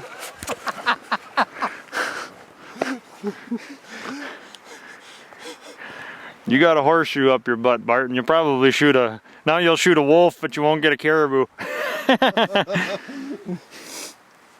I knew the scope was going to hit me, but there wasn't much I could do. I couldn't get any down anymore in the scope. That's why I was looking at that little hump, but it didn't give me enough room with the feet either. This was good. Well, the thing is, it made me, I don't know. The one thing that we didn't expect to get is the one thing that we shot in the lowlands. Everything else we shot at the top of the mountain. Yeah. What do they say? Booyah! That is a good shot. That sounded like It went through them. Oh, I'm sure. It went through them. I don't think that thing's gonna stop a Barnes triple shock. Like a soft tissue smack to me. Yeah. Whack. Whop. Get any pictures, Brian?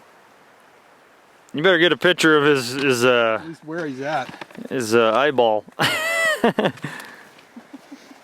When you get leaned over like that, you can't stop it. Yeah. Well, it's The shooting up. stock wasn't even on my shoulder. And that's why I kind of almost didn't want to get any closer to him because it had been so much steeper of an angle. Yeah, we were pretty lucky to be able to get prone anywhere. I wasn't expecting. I was happy. Yeah. Yeah, I thought we could get him there. A Wolverine. Who'd have thunk it? And we still got 3 days to go. Amazing. He looked huge up there on that hill. I guess that's big enough.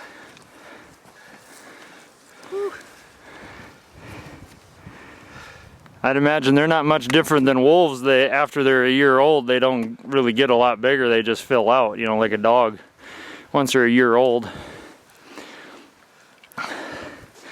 That's a good shot. Hit that sucker at 340 yards. I think its feet are. Yeah. Like miniature bear pads. Just lucky to hit him.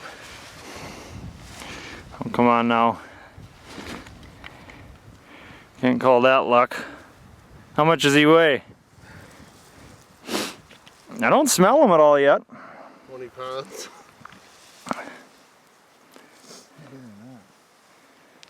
No, he's pretty good. Yeah, now that you get him lengthened out. Yeah. That's pretty cool. 17 years of guiding in Alaska, never had a hunter shoot a Wolverine. Pasting him though. Mm-hmm. And those little buggers take down sheep and caribou and... That's the exit hole. Yeah. Those Barnes triple shocks just bore a hole through. Yeah, through an animal like that, no doubt. Yeah, they kill just about anything. Yeah. Man, that's amazing. I cannot believe that. Yeah, they say if a Wolverine were the size of a grizzly bear, nobody'd be alive up here. They're mean little buggers. That is pretty cool. We started on stock this morning for caribou, and Billy got us into almost a perfect situation. There was a group of bulls to our left over here up the valley.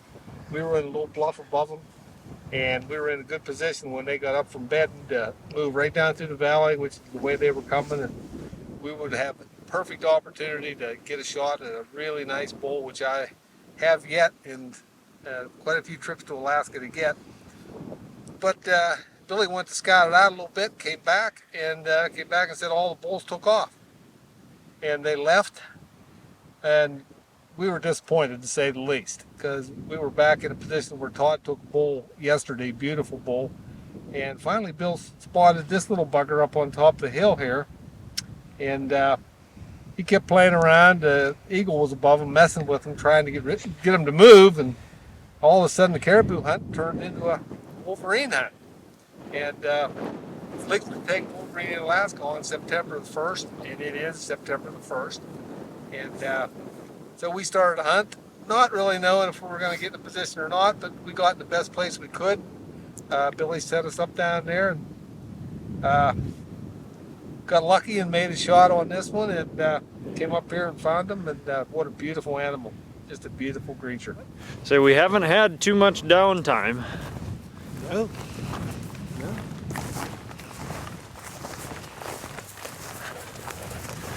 Heading back to camp, day number 5.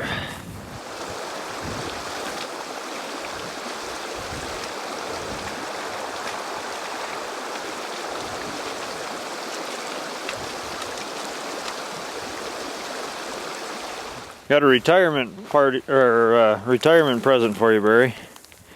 It's Alaska wrapping paper there. Alaska wrapping paper. You dog! Hey, You dog! You always run out, so I figure I'll give it to you now. We got a few days left, but that way you can allocate for it. We'll save this one because I got 2 other parts of bottles. We'll use them up. All right, sounds We'll save good. this All one. right, very good. Thank you so much. Happy retirement, man. Man, It's a pretty common theme that we run out of booze, so. yeah, it is. You know, well, we have it for medicinal purposes, but you just run into a lot of medical needs. That's all. Yeah, like that scratch on your forehead. Oh, yeah. Rub a little whiskey on that, drink a little, There you go. suture you up.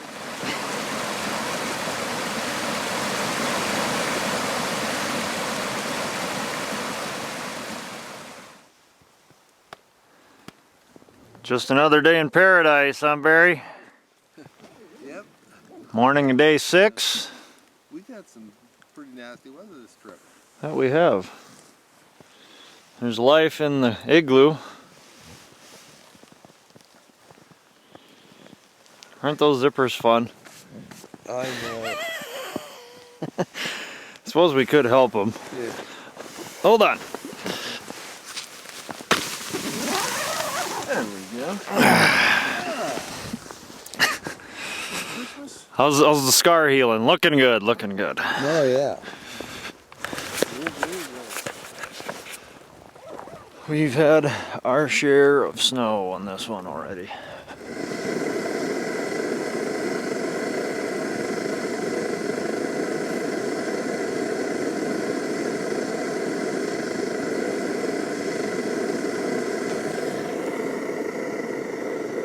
This is living. Yeah, almost 1/10 the comfort of the home. 1/10?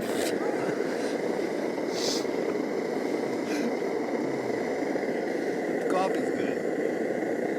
It's not what you were saying just a minute ago, Barry. Coffee keeps you warm. That's about it. Yeah, we're down to freeze-dried coffee. The boys aren't quite so impressed. Yeah, we're really getting down there. It's getting pretty thin. We're waiting on a resupply if we ever get rid of this meat pile. Day 6, first caribou of the day. Little afternoon. Got about 25, mostly bulls. A couple pretty good ones, but spotted them way down there about 15 minutes ago. Maybe not even. They're moving out of the country, it looks like. Moving with a purpose, nonetheless. Looks like they're gonna head over that saddle. There's no way we could catch them.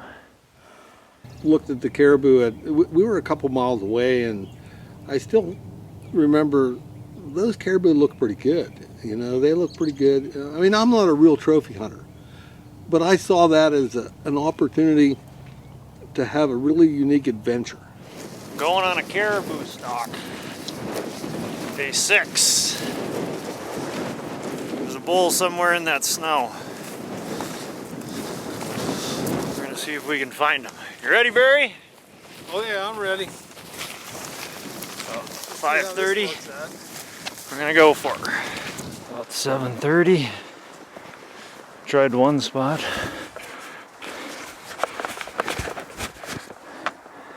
Camp way over there. Moving on.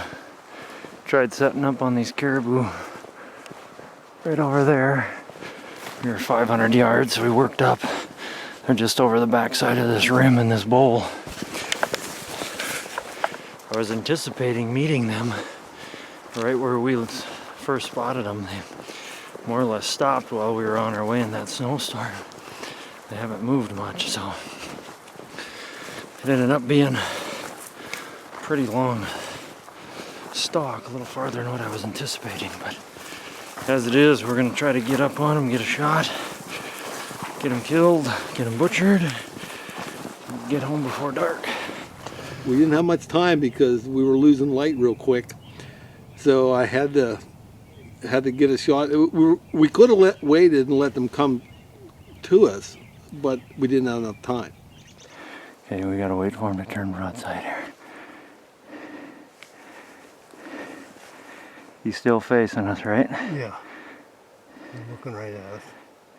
I mean, not looking at us, but... Yeah.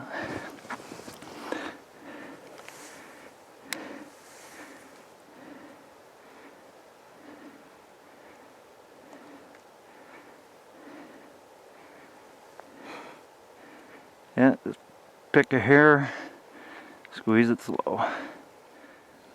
He's the fourth one from the top. Yeah. Just make sure you get the one you want.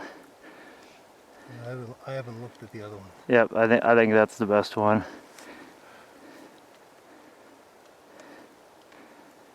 He's gonna be ready now. You want him? Yep. Smoked him. Might as well reload just in case. One safe. You got your caribou, buddy.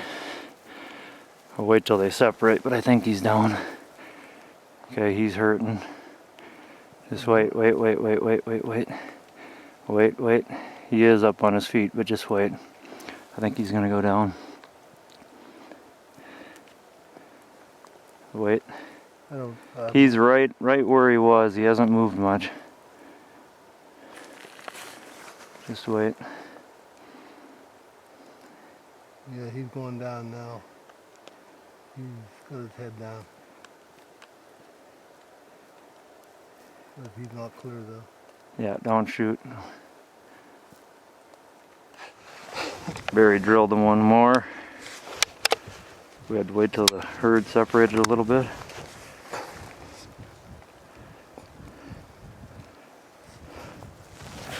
Got yourself a caribou. Finally, after quite a few years. We got him. Usually you get the first animal. I'll tell you what, this shooting ain't luck.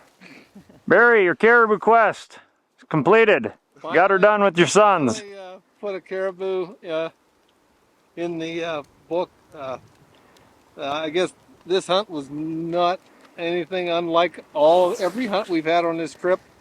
The thing that's really impressed me is I brought my boys with me, hoping they could keep up to me, and it's everything I can do to keep up to them. They can outwalk me, and they have done a tremendous job. I guess the hardest thing about a hunt like this is the mental problem. You know, you're isolated, you're away, and staying focused to make this happen. All this stuff gets behind you. Whenever you get on the plane, you're sitting there and they offer you a gingerbread cookie. And people don't understand why you look at it and savor it so much. But it's difficult to keep your spirits up. But something like this, yeah, this is one of the greatest moments of my life, to do this with my two sons and have them have the mental fortitude to stick it out and make this happen. That's tremendous. And Billy, you've made so many dreams come true for me. This is just one more that I just thank God. I thank my wife for giving me the motivation to come here and suggesting that I bring the boys.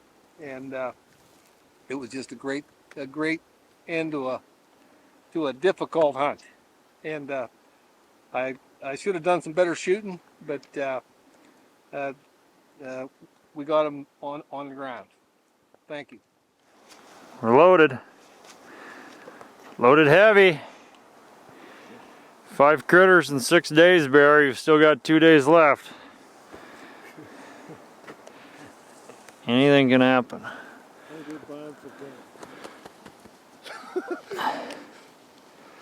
Beautiful evening. We're gonna make her back before dark. Aren't you glad we're doing this rather than sitting in our sleeping bags? Whatever it is, 10 o'clock. Sleeping bag will be well deserved tonight. Yep, I am glad. Thanks for helping me get that bull. Mountain house in the bed tonight. Thanks for bringing us over here, Billy. You betcha. Thanks for coming. Great hunt. All right, I'll follow you guys.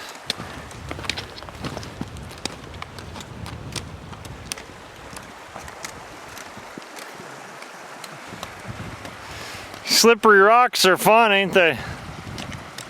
Bring your truck and poles if you're hunting with moles. Yeah, don't those make it a heck of a lot easier? Be stumbling all over the place. We're stumbling all over the place with them. They're a lifesaver, though. These rocks are all coated with ice, but we don't want to buck the brush, so the lesser of two evils, I guess. Beautiful evening.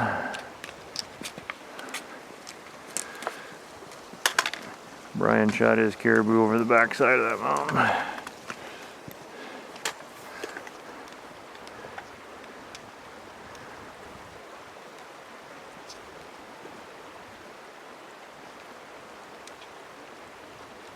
On the way back, it was more like a road march. But every time we crossed the stream, because we were on a straight line to the camp, we couldn't afford to wander around. We'd pick up more ice on our shoes, on our boots. And by the time I got back to camp, I couldn't even find the laces on my boots. They were frozen so bad. But that was an enjoyable evening in the tent with the boys, because they were happy that I had a chance to get a caribou. Morning of day 7.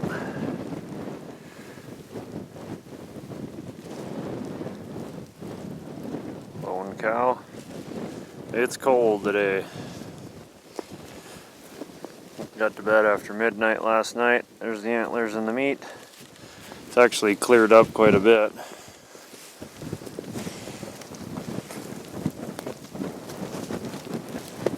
But the snow and the wind's pretty fierce.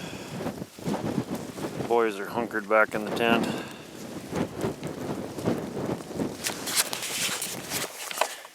Today's more of a survival day than a hunting day. Nothing to do but ride her out.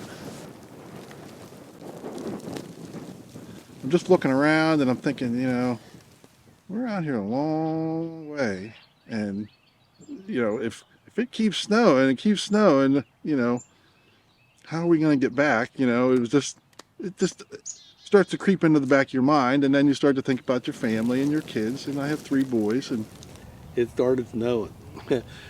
And I noticed their demeanor changed. You know, they were out of their element. They weren't in control of anything. They were experiencing Alaska. The way Alaska delivers is you have to be willing to go with the flow.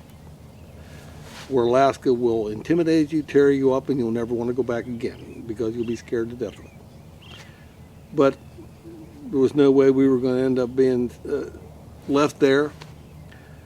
But that was one of the more gratifying moments when I realized that they were, my dream of having them have an unequivocal experience was coming true. That's a little before noon, day 7. Called into base camp. I guess it's supposed to snow the rest of the day today and into tomorrow, maybe clearing tomorrow afternoon. Friday, Saturday is supposed to be clear. So all 4 of us are actually supposed to fly out on Saturday on a dead horse. So hopefully we're able to make it out here on Friday. But there's nothing to do but ride it out and take it as she comes. But yeah, she's pretty darn cold out there. I don't have a thermometer, but I'd say it's not above 25. I'd say low 20s. It's cold. Warming up a little bit now. I see it's getting a little brighter, but yeah, winter setting in. You can hear the geese out there, probably circling because they can't get over the mountains. Not enough visibility. I don't want to say scared. I was worried that in that situation that we were at with the snow and everything, that there's a possibility that I might not be home for a month or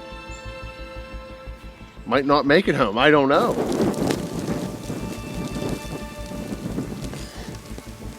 that was whenever the snow was upon us pretty bad, and we were worried if you know, we were even trying to ration the battery on our satellite phone. You know, we were talking about possibly, you know, if we have to walk out of here, we're going to need the satellite phone, we're going to need this stuff, and so we got to ration everything. And then you're starting to think like, oh, all right, things are a little bit heightened here, you know, and then you start to, I don't know, you start to kind of tighten up inside a little bit because you've never been in this situation before. You know, even being in the Army, I was always felt like I was okay because they spent so much money on me. They're not going to try to kill me, you know. They're gonna get me back because they spent so much money on me. And in this one, like, you know, we paid the money, so who cares, you know.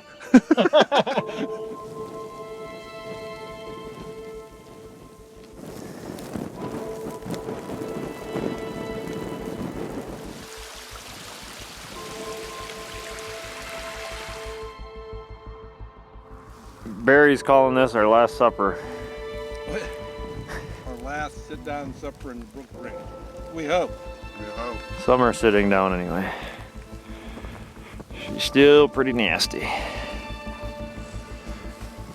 think the meat's cured though.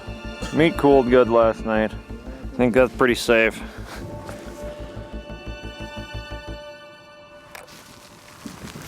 Barry's up and at 'em already this morning.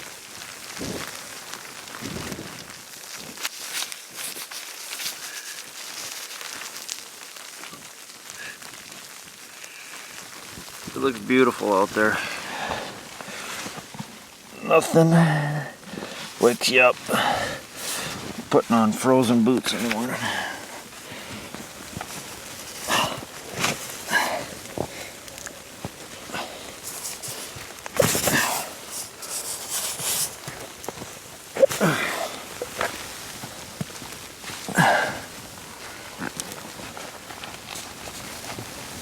I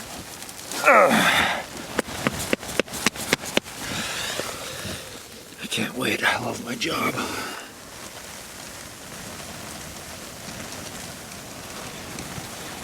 Everything I own is frozen and or wet.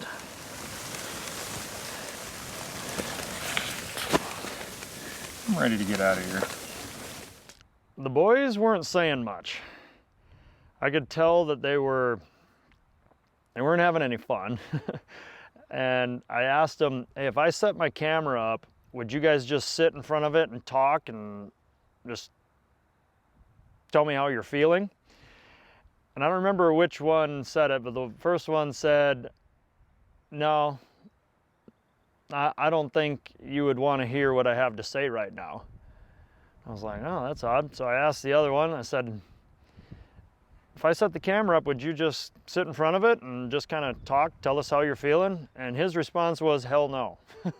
And so the boys went back to the tent, and I asked Barry, I'm like, did I do something to offend the boys? And he's like, no. He said, they're out of their comfort zone.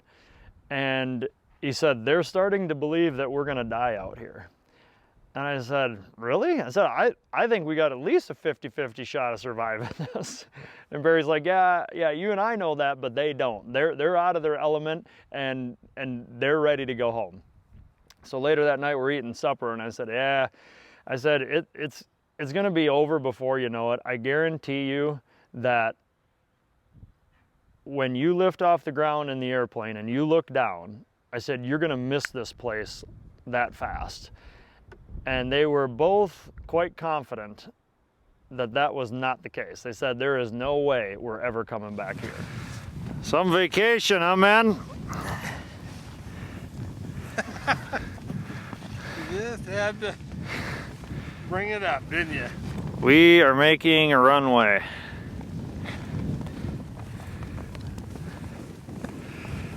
For possible extraction tomorrow. It's no longer pick it up, go home, it's an extraction. Kurt and Isaac didn't have skis on their plane, so they came in with the balloon tires. So, and those guys with the experience they have, they already knew that the snow would, be a nuisance for the plane and for the wheels of the plane coming in. So we had to make a runway, and the runway was probably, I think we measured it out, it was bigger than a football field. We're putting this on the hunter exercise list. Shovel snow with a Rubbermaid tote. You're on the hunter stupid list. Things not to do. Come without the shovel. We don't have anything to move snow. So we're using anything we can get our hands on. I forget what we first tried to use to clear the runway as snow, but then I think it was either you or Brian come out with the Rubbermaid tote, and we all took turns shoveling snow down to the tundra. We just shoveled the snow. So we're using the kitchen tote and lab. And we're loving it. Lab can. Oh yeah. Yeah, we got it. Maybe almost halfway done. Kurt said he wanted 200 feet of bare tundra. We're gonna give her a whirl. Well, it's getting a lot browner. We're praying that the wind doesn't blow tonight and drift this in. But this is a pretty monumental task, so we figured we'd better get started. Fun never ends. And I didn't think we would ever get to this point where you have to improvise, adapt, and overcome what's going on in your surroundings. And you go on a hunt like that, you don't expect it, but you're presented with it and you have to do it. I mean, like I say, it's improvise, adapt, and overcome at that point, and we did with a Rubbermaid tote. I know myself, I just wanted to focus on getting home. What do I have to do to get home? It didn't matter what it was, what I had to do, I was going to make it home. I had made that decision by the end of the first 24 hours of snow blowing. I was going to get home one way or another.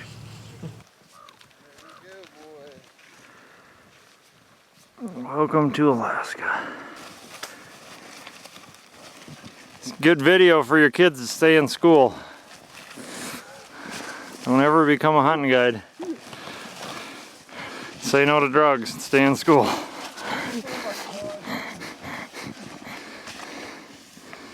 There it is. One more scoop. Thing of beauty. One more scoop. Kids and animal berry. Yeah. 9:30.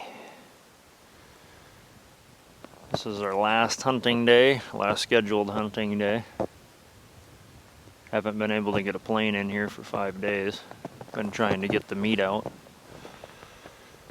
So we got 3 caribou, 1 grizzly bear, 1 wolverine. Got supper down. Runway's cleared off. I got probably an hour or two's worth of work on it tomorrow yet.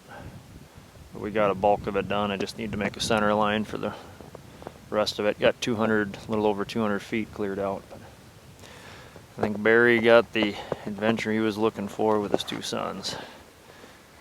Barry and I were just talking. I think once they get back home or into civilization and get a new outlook on this, especially get back to their regular lives, they're going to have a great appreciation for this land, the wildlife, and the adventure that they shared together. Quite a hunt, definitely another one of the great ones that I've been a part of. Well, we've got 200 feet cleared last night. Now we're stomping out the rest of the runway. We're going to be losing some weight on this hunt, no doubt about it. Got 4 tired puppies in camp now. 5 hours of shoveling and stomping. Got about 500 feet. That ought to get them out. Let's hope so. Tired. Tired.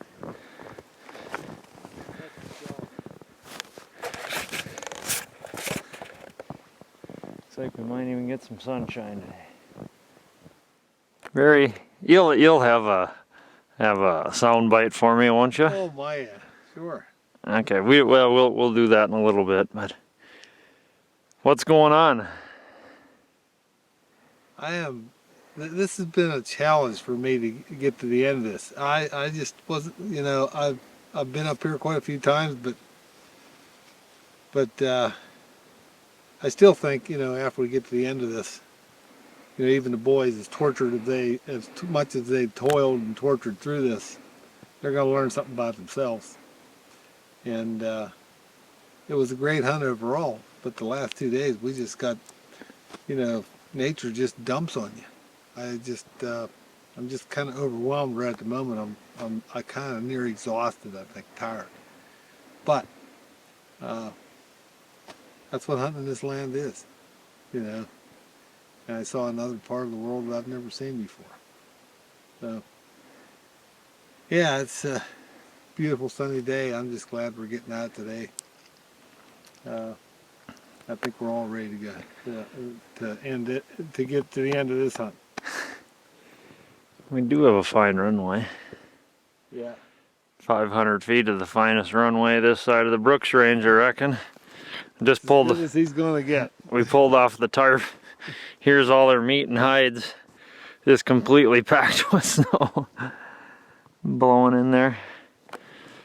Put Barry's cape on the antlers to cool out that night. Still frozen, trying to get some sun on it so we can peel the cape off of it. Got the saw ready in case Kurt and Isaac want us to split the antlers, but got 3 good caribou, Wolverine, and a grizzly bear. After about, 4 days, it's nice to see the sun again.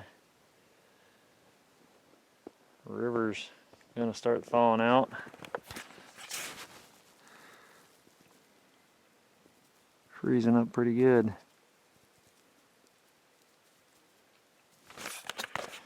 So yeah, planes should be probably on their way.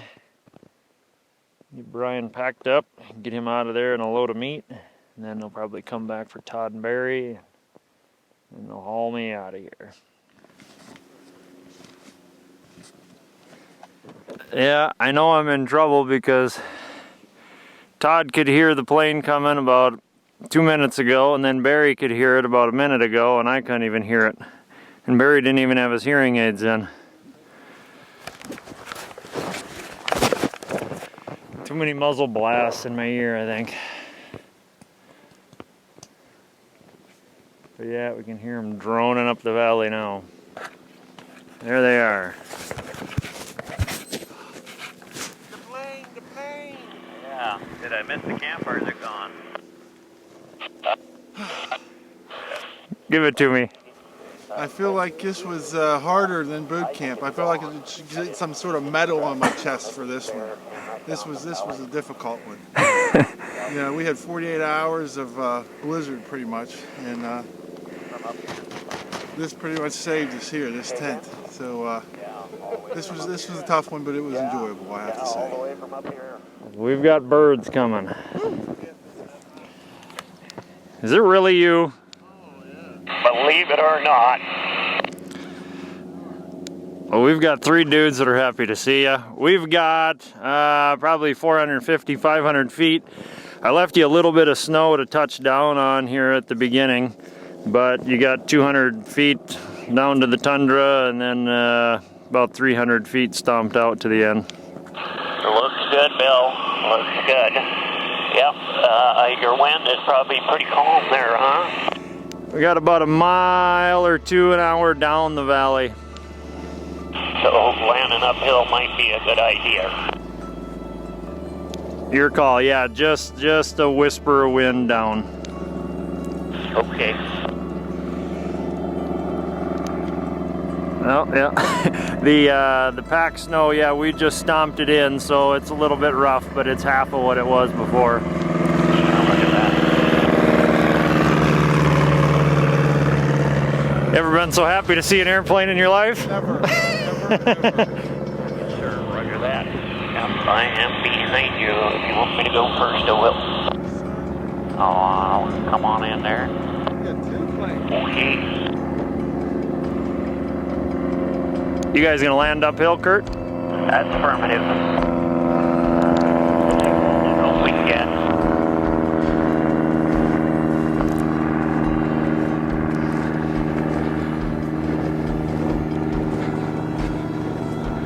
She's a little narrower on the downstream end. It'll open up as you get up towards the tents.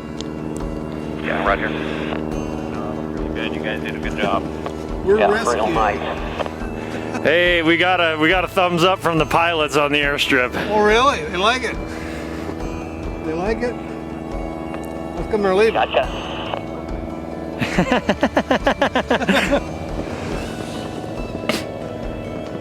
Watch them. Yep. They'll take off the other way, but usually when they'll land, there'll be this big poof of smoke or snow.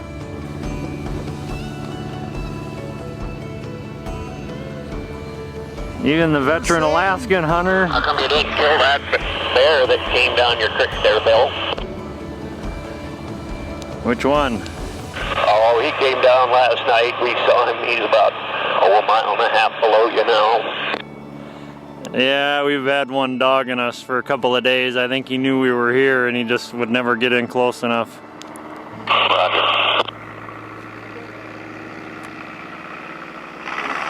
Oh, shoot.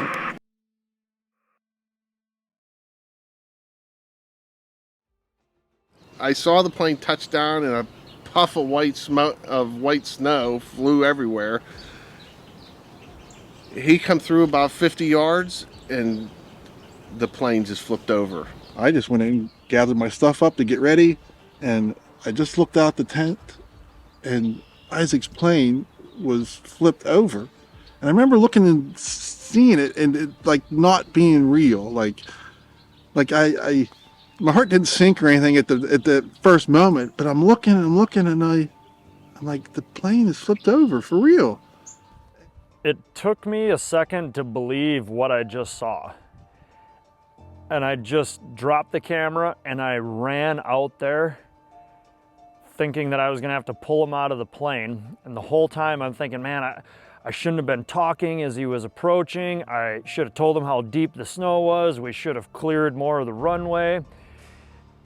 But by the time I got there, Isaac was out of the plane, and I was just thinking, you know, what did I do wrong?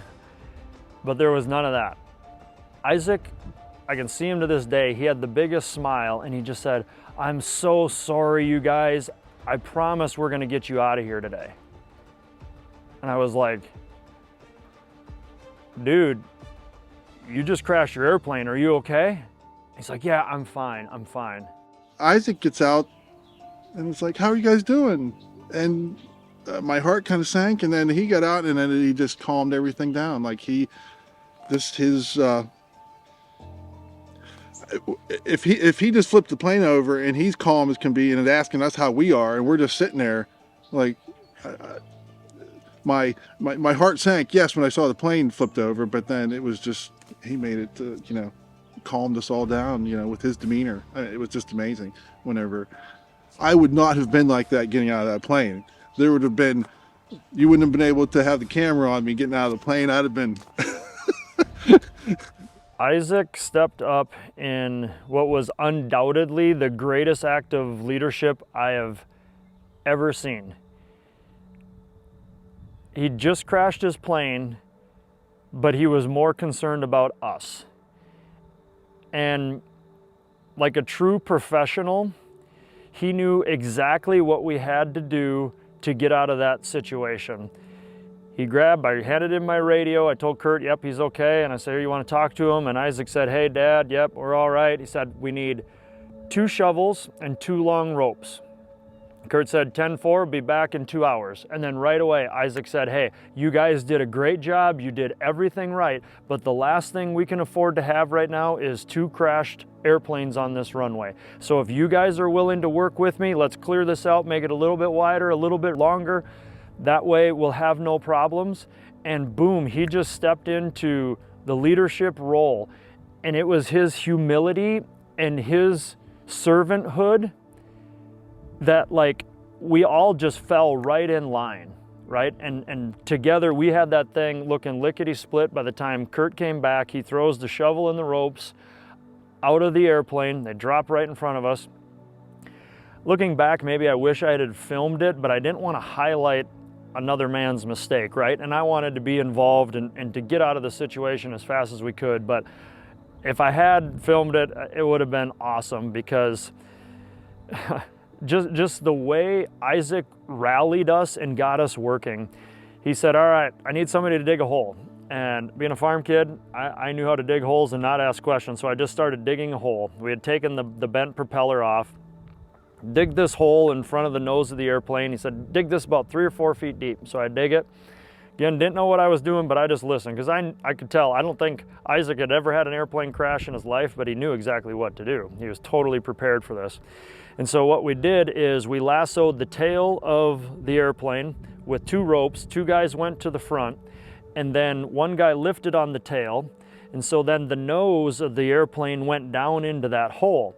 So 2 guys are pulling on the ropes from the front, 1 guy's lifting from the back, and then 1 guy was on the side, and then he grabbed the wing, right? So because the nose went down into that hole, the wing was right at chest level, so the guy that was holding to stabilize the wings had leverage to keep the wings from hitting the ground as we righted the airplane, because obviously an airplane doesn't fly very good if it doesn't have wings. And so the whole thing from start to finish, once we started pulling on the rope and flipped the plane, I don't think it took like 20 seconds. And one thing I've learned in the Alaskan wilderness is that adversity is either a wedge or it's cement. And from the moment Isaac stepped out of that airplane, we were a team. And when we got that airplane cleared out of the way for Kurt to come in and land, the spirits were so high and we were bonded so tight. It was one of the most transformative experiences that I've ever been a part of, and more than anybody, I could see it in the boys. You guys thought the adventure was over. On the hole that we have, right at the plane, push it off the runway. Just another day. I can't wait till I get home. What are you put the camera on me for? You look like you're in deep thought. So we dug a hole for the engine, the cowling, engine cowling. Tucked that down in there. We pulled on the tail. We're able to ride it. It was quite a engineering feat. I wish I'd had the camera on it. Where you can touch down safely. At that point, their despondency, their uneasiness with the wilderness of Alaska changed. At that moment, they were men. They kind of completely yielded to Alaska's force. They yielded to it. And that's what you have to do when you go there. You can't make Alaska yield to you. Whenever you're on the hunt, that's pretty much how you have to be. You have to be ready to adapt and deal with any situation. I think dealing with the situation is probably the hardest thing for most people. We're all used to having everything right at our fingertips, everything. And whenever you go on a trip like this, you don't have every luxury that you're used to having.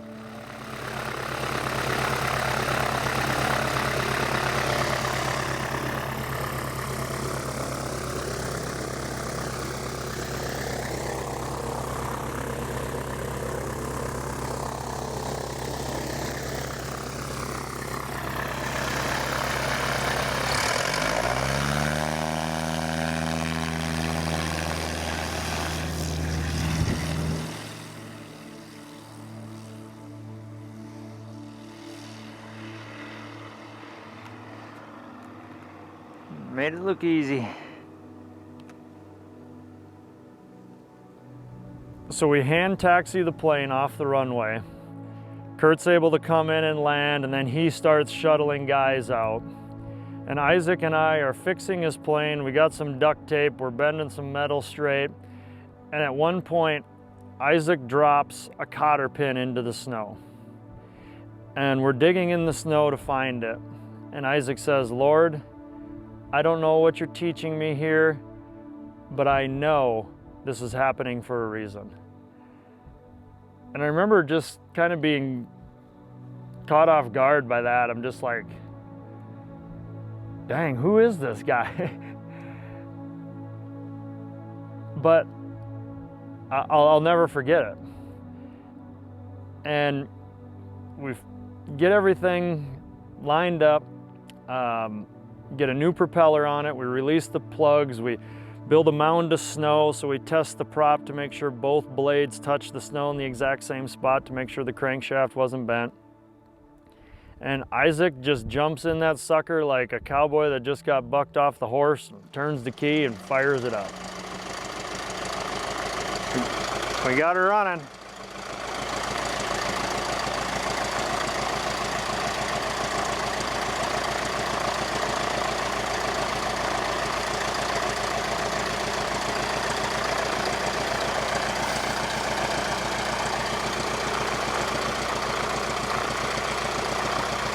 That is a victory there.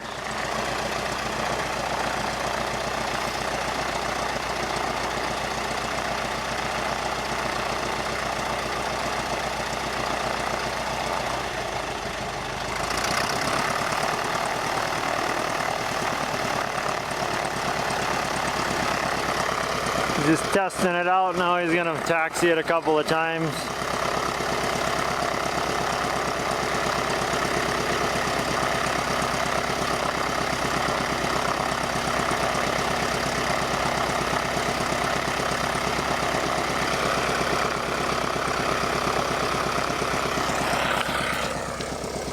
It's hard to imagine. I was just, well, I guess it's been 8 hours now. We've been working non-stop, getting the runway, working on the plane, getting it righted. She's back in order.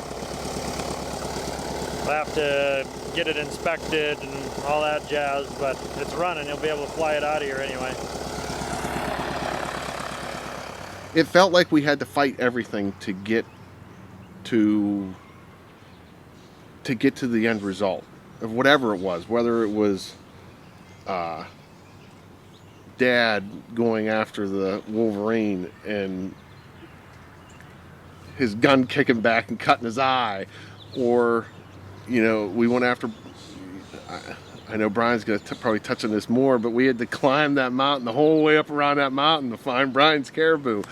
My caribou laying there for nearly an hour. It just seemed like there were little lessons to be learned in every situation that we got into. Kind of testing for vibration of the motor.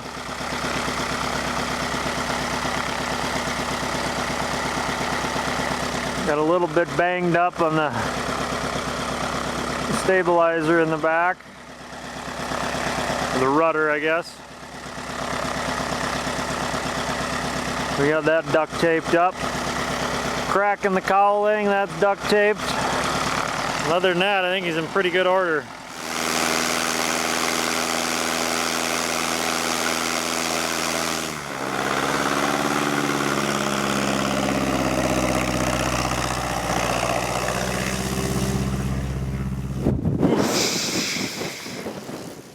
Yeehaw.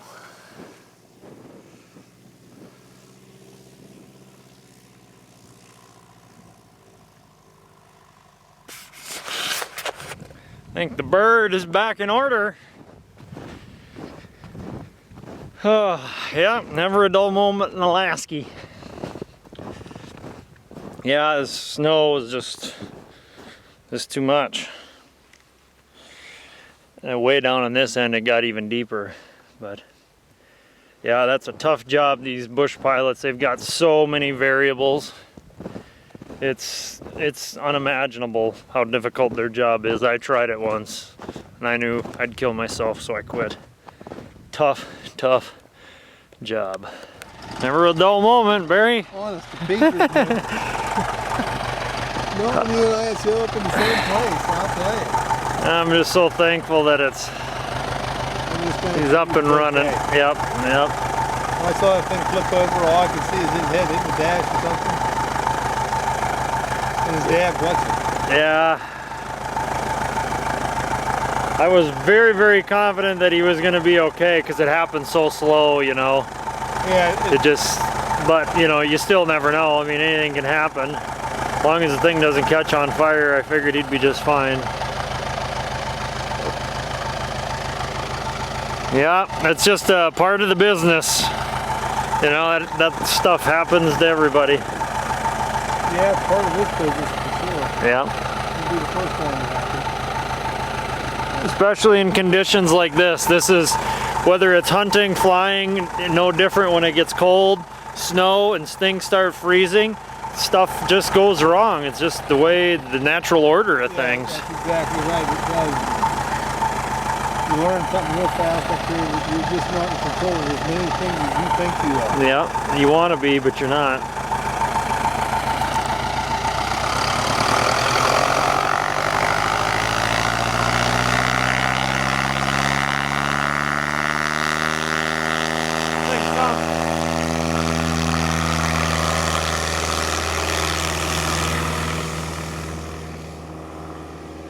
Thing sounds perfect. No, when he had that thing revved up, it sounded just perfect. Perfect. From flipping it clear over in the snow and us righting it up by digging a hole in the tundra. And all five of us pulling it end over end to get that thing back and then pulling it off the side. Lucky enough to have a prop back at base camp. Kurt flies it out, puts it on, and Isaac put it on. Yeah, Kurt. Yeah. Kurt flew it out. The plane takes off. I wish I'd have had. I didn't want to stop working, but I would have loved to have grabbed the tripod and set us up and video us flipping that thing over. I mean, we should have done pretty wild. Yeah, we really should have. I mean, and Isaac was such an amazingly gifted and talented personality. Yeah, yeah, Just an amazing person. yeah, And he was an inspiration to both the boys. yeah. Because they realized that here he is. He wrecked his primary mode of his way to make a living. He just trashed it in the tundra, and he's happy. It's just like nothing happened. Yeah, he's just positive. Plain sounds good. Yeah. No matter, I think it was Paul said something about that. He's happy no matter what his circumstances. Yeah. And that's exactly what we saw in Isaac. That's hard. Good man. Oh man, he's super. So there's no southern comfort left, huh? No. I'd be ready for a nip. I'd be ready for the whole bottle, to tell you the truth. Yeah, it was 10 o'clock. So yeah, it was well, it's not even 5. It was less than 7 hours. My problem is Since I was laying in the bed last night and in so much pain in my back. I didn't have anything for it. So I got out of bed at 2 o'clock in the morning, went over and took 2 solid swigs on that Southern And Comfort. there was more than 2 solid swigs in Well, there. I walked back here and I'm like, that might not last long. So I actually made 2 more trips back to the tent. And when I went and laid in bed, buddy, I didn't even need the sleeping bag for a little while. But it was all I could do to lay in there last night. My back was hurting so bad. Okay. Like a glove.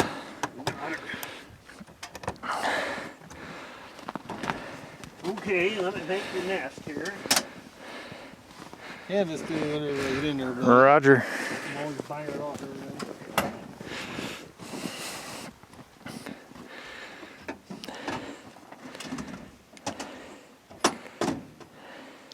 Okay, Mr. Barton, you are ready. Show us how it's done, Barry. You got her down. First step's always the hardest. Now he's got her. There you go, if you stay standing, yep, we'll get that one in. Okay. I don't bend quite like I used to. No, none of us do.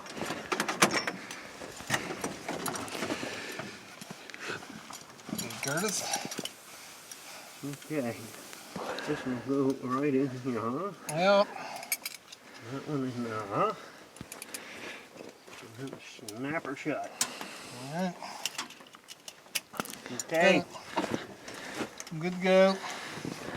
Okay, Bill. Camera. Okay, Bill. Alright, I'll start Don't know. jerking her down and. Don't know how long it'll take us, but we won't stop until we get you out. Hey, alright. I ain't gonna complain. Alright, I'll be here. Okay. Billy. Fairly certain of that.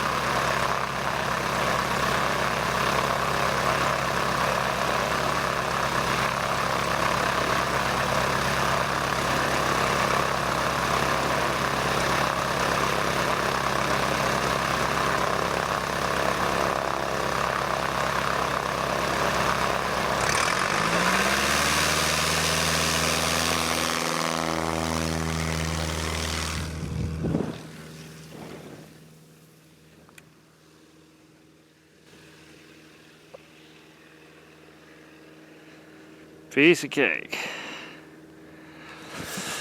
Well, that is just fine by me. I'm scheduled to leave tomorrow and head to moose camp the next day, so I'm happy about getting out of here, that's for sure. So I'll break her down. Maybe it's gonna be pretty late by the time I get in. May or may not get a shower tonight, but either way, be happy to be making my way.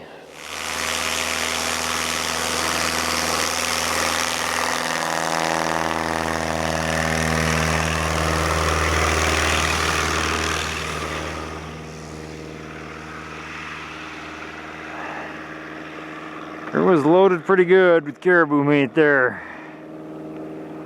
Got her done, by golly. That man can operate a super cub stick.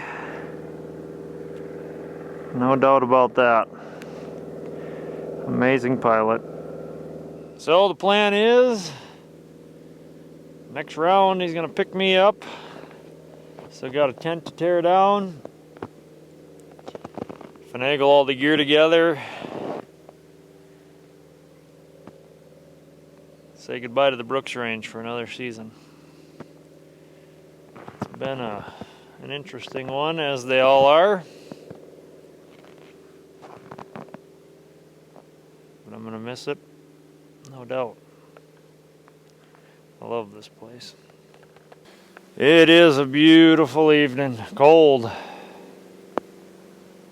Curt dog's coming around the mountain.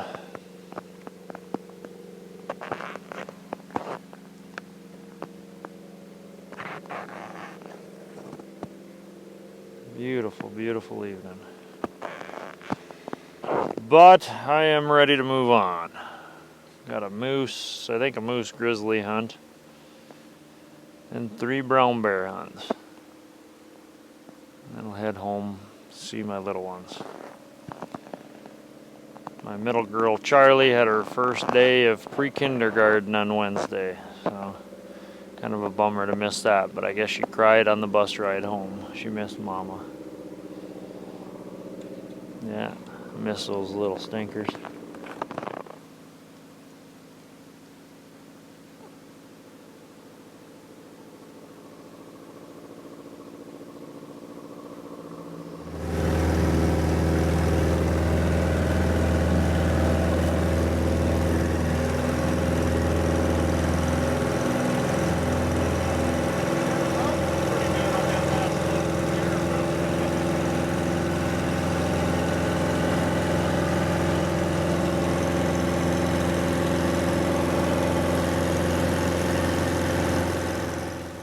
I loved seeing the area, and I would go back, even if I didn't have the opportunity to hunt, I would go back just to see it. I really would. It's beautiful.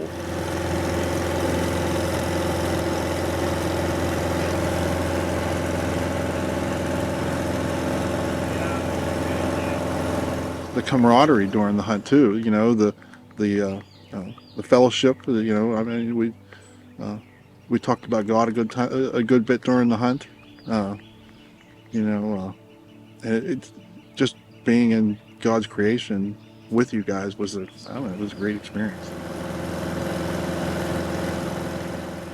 I think a better appreciation for my dad, my brother, and even you.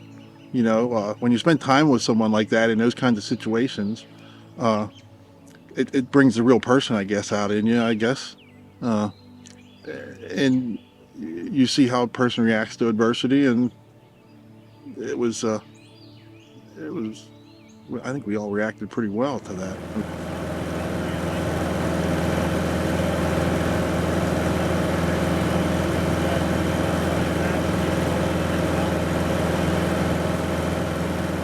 I was so proud as a father.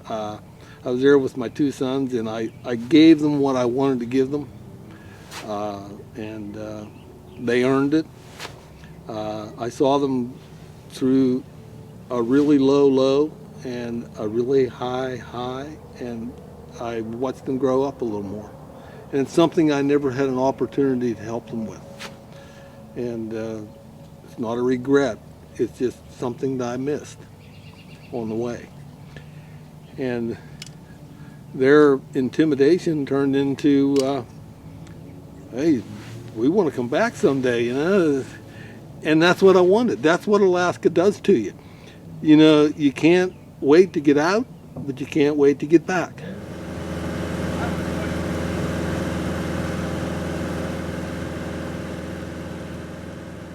So we were flying out, and I look back at the Brooks Range Mountains, and I see the moon, and I see Curt's bald head, and I knew why, at least in part, why Isaac handled himself the way that he did. And I remember just kind of feeling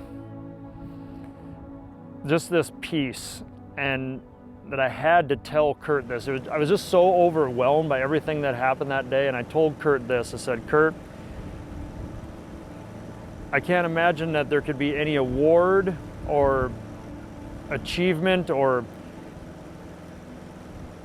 anything that a child could attain or do to make his father more proud than what you should be of Isaac today by the way he handled himself, because he changed all of our lives today. And it was, I don't know what I expected, but Kurt didn't seem surprised at all. And I just said, you know, I know what I saw today. I said, I saw the way a Christian man is supposed to act. And I said, if that's what it means to be a Christian, I want that. I need that in my life. And Kurt said, yeah, he loves his Lord. Yeah, that's what it's like to be a man of God. And I couldn't met anybody in my life. And it was on that flight that I was inspired, and I would say convicted, that I was no longer going to live a lukewarm Christian. I was going to turn over every rock. I was going to get to the bottom of it. I wanted to have what Isaac has.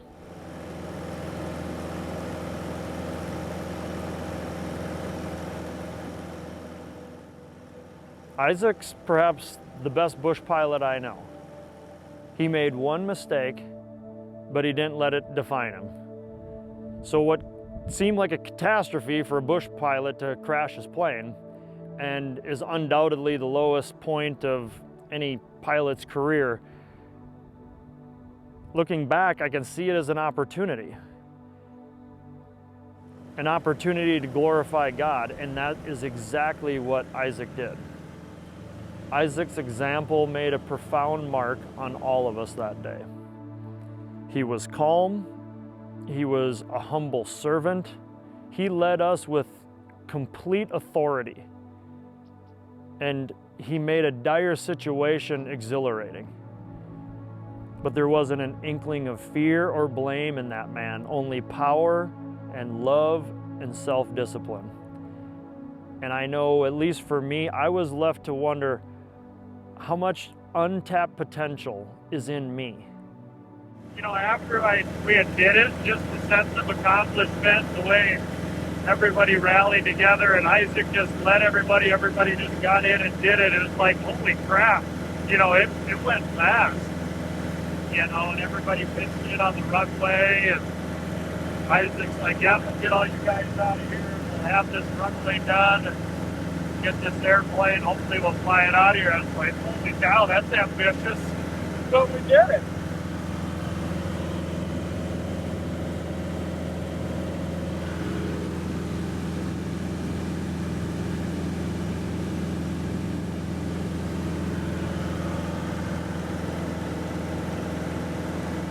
Right. Yep, I mean, that'd just be something you could, you know, Isaac even, I think, would look back on it someday with some certain degree of, I don't know if a fond memory, but I mean, there'd be an appreciation for it, I think.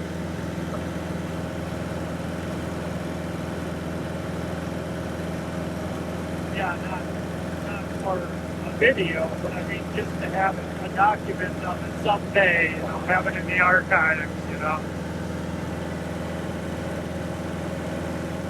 Yeah, we were all so happy when we got that sucker up, right?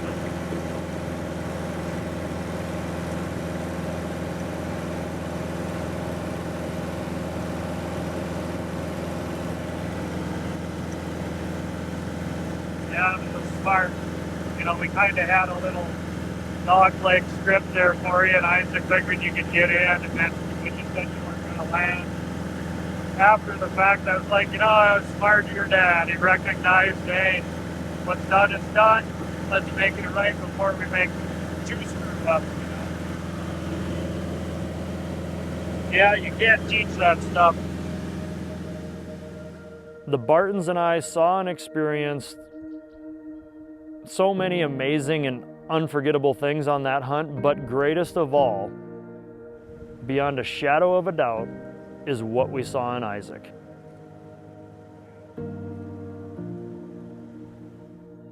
In him, we saw Jesus, staring us right in the face.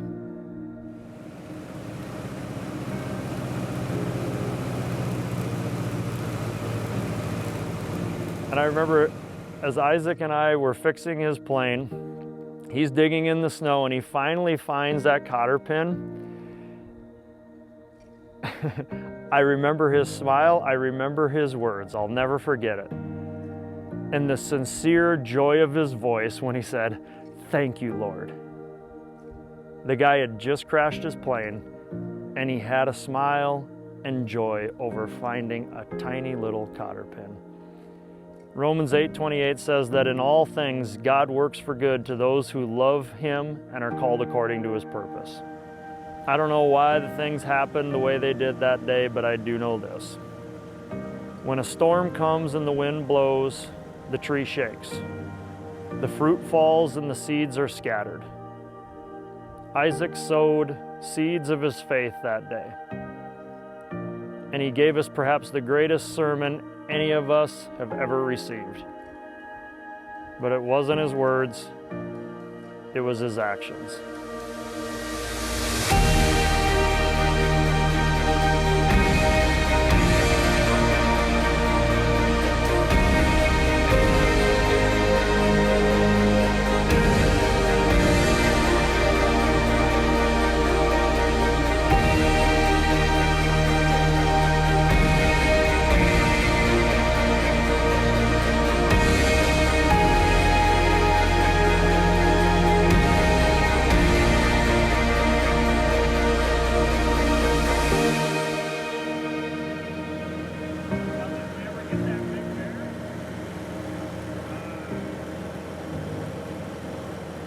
Before the crash, this hunt was just another cool adventure.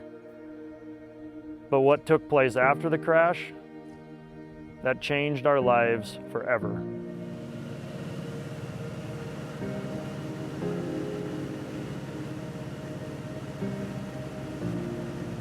Had I not met Kurt and Isaac Bedingfield,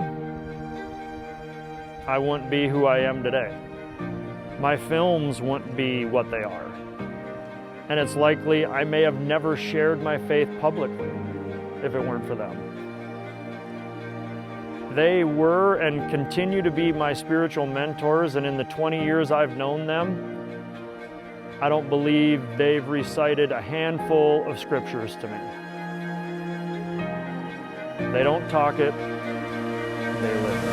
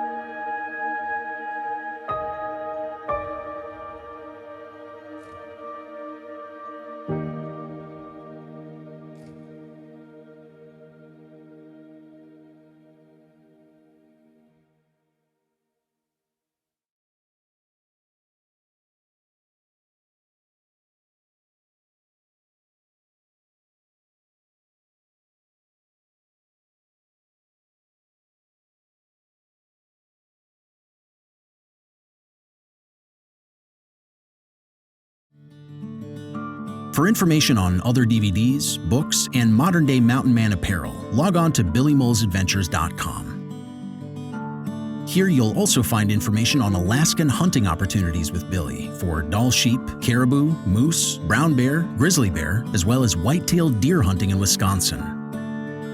When he's not guiding, Billy travels across the country as a public speaker. His experience, knowledge, and passion for nature, along with his unmatched ability to relate his wilderness adventures to any audience, are the cornerstones of his dynamic, one-of-a-kind presentations. A master storyteller, Billy presents at corporate events, schools, universities, conservation organizations, wild game dinners, Christian outreaches, and much more. Just like the Alaskan wilderness, no one leaves a Billy Moles presentation the same person as they enter it. Log on or call for more information.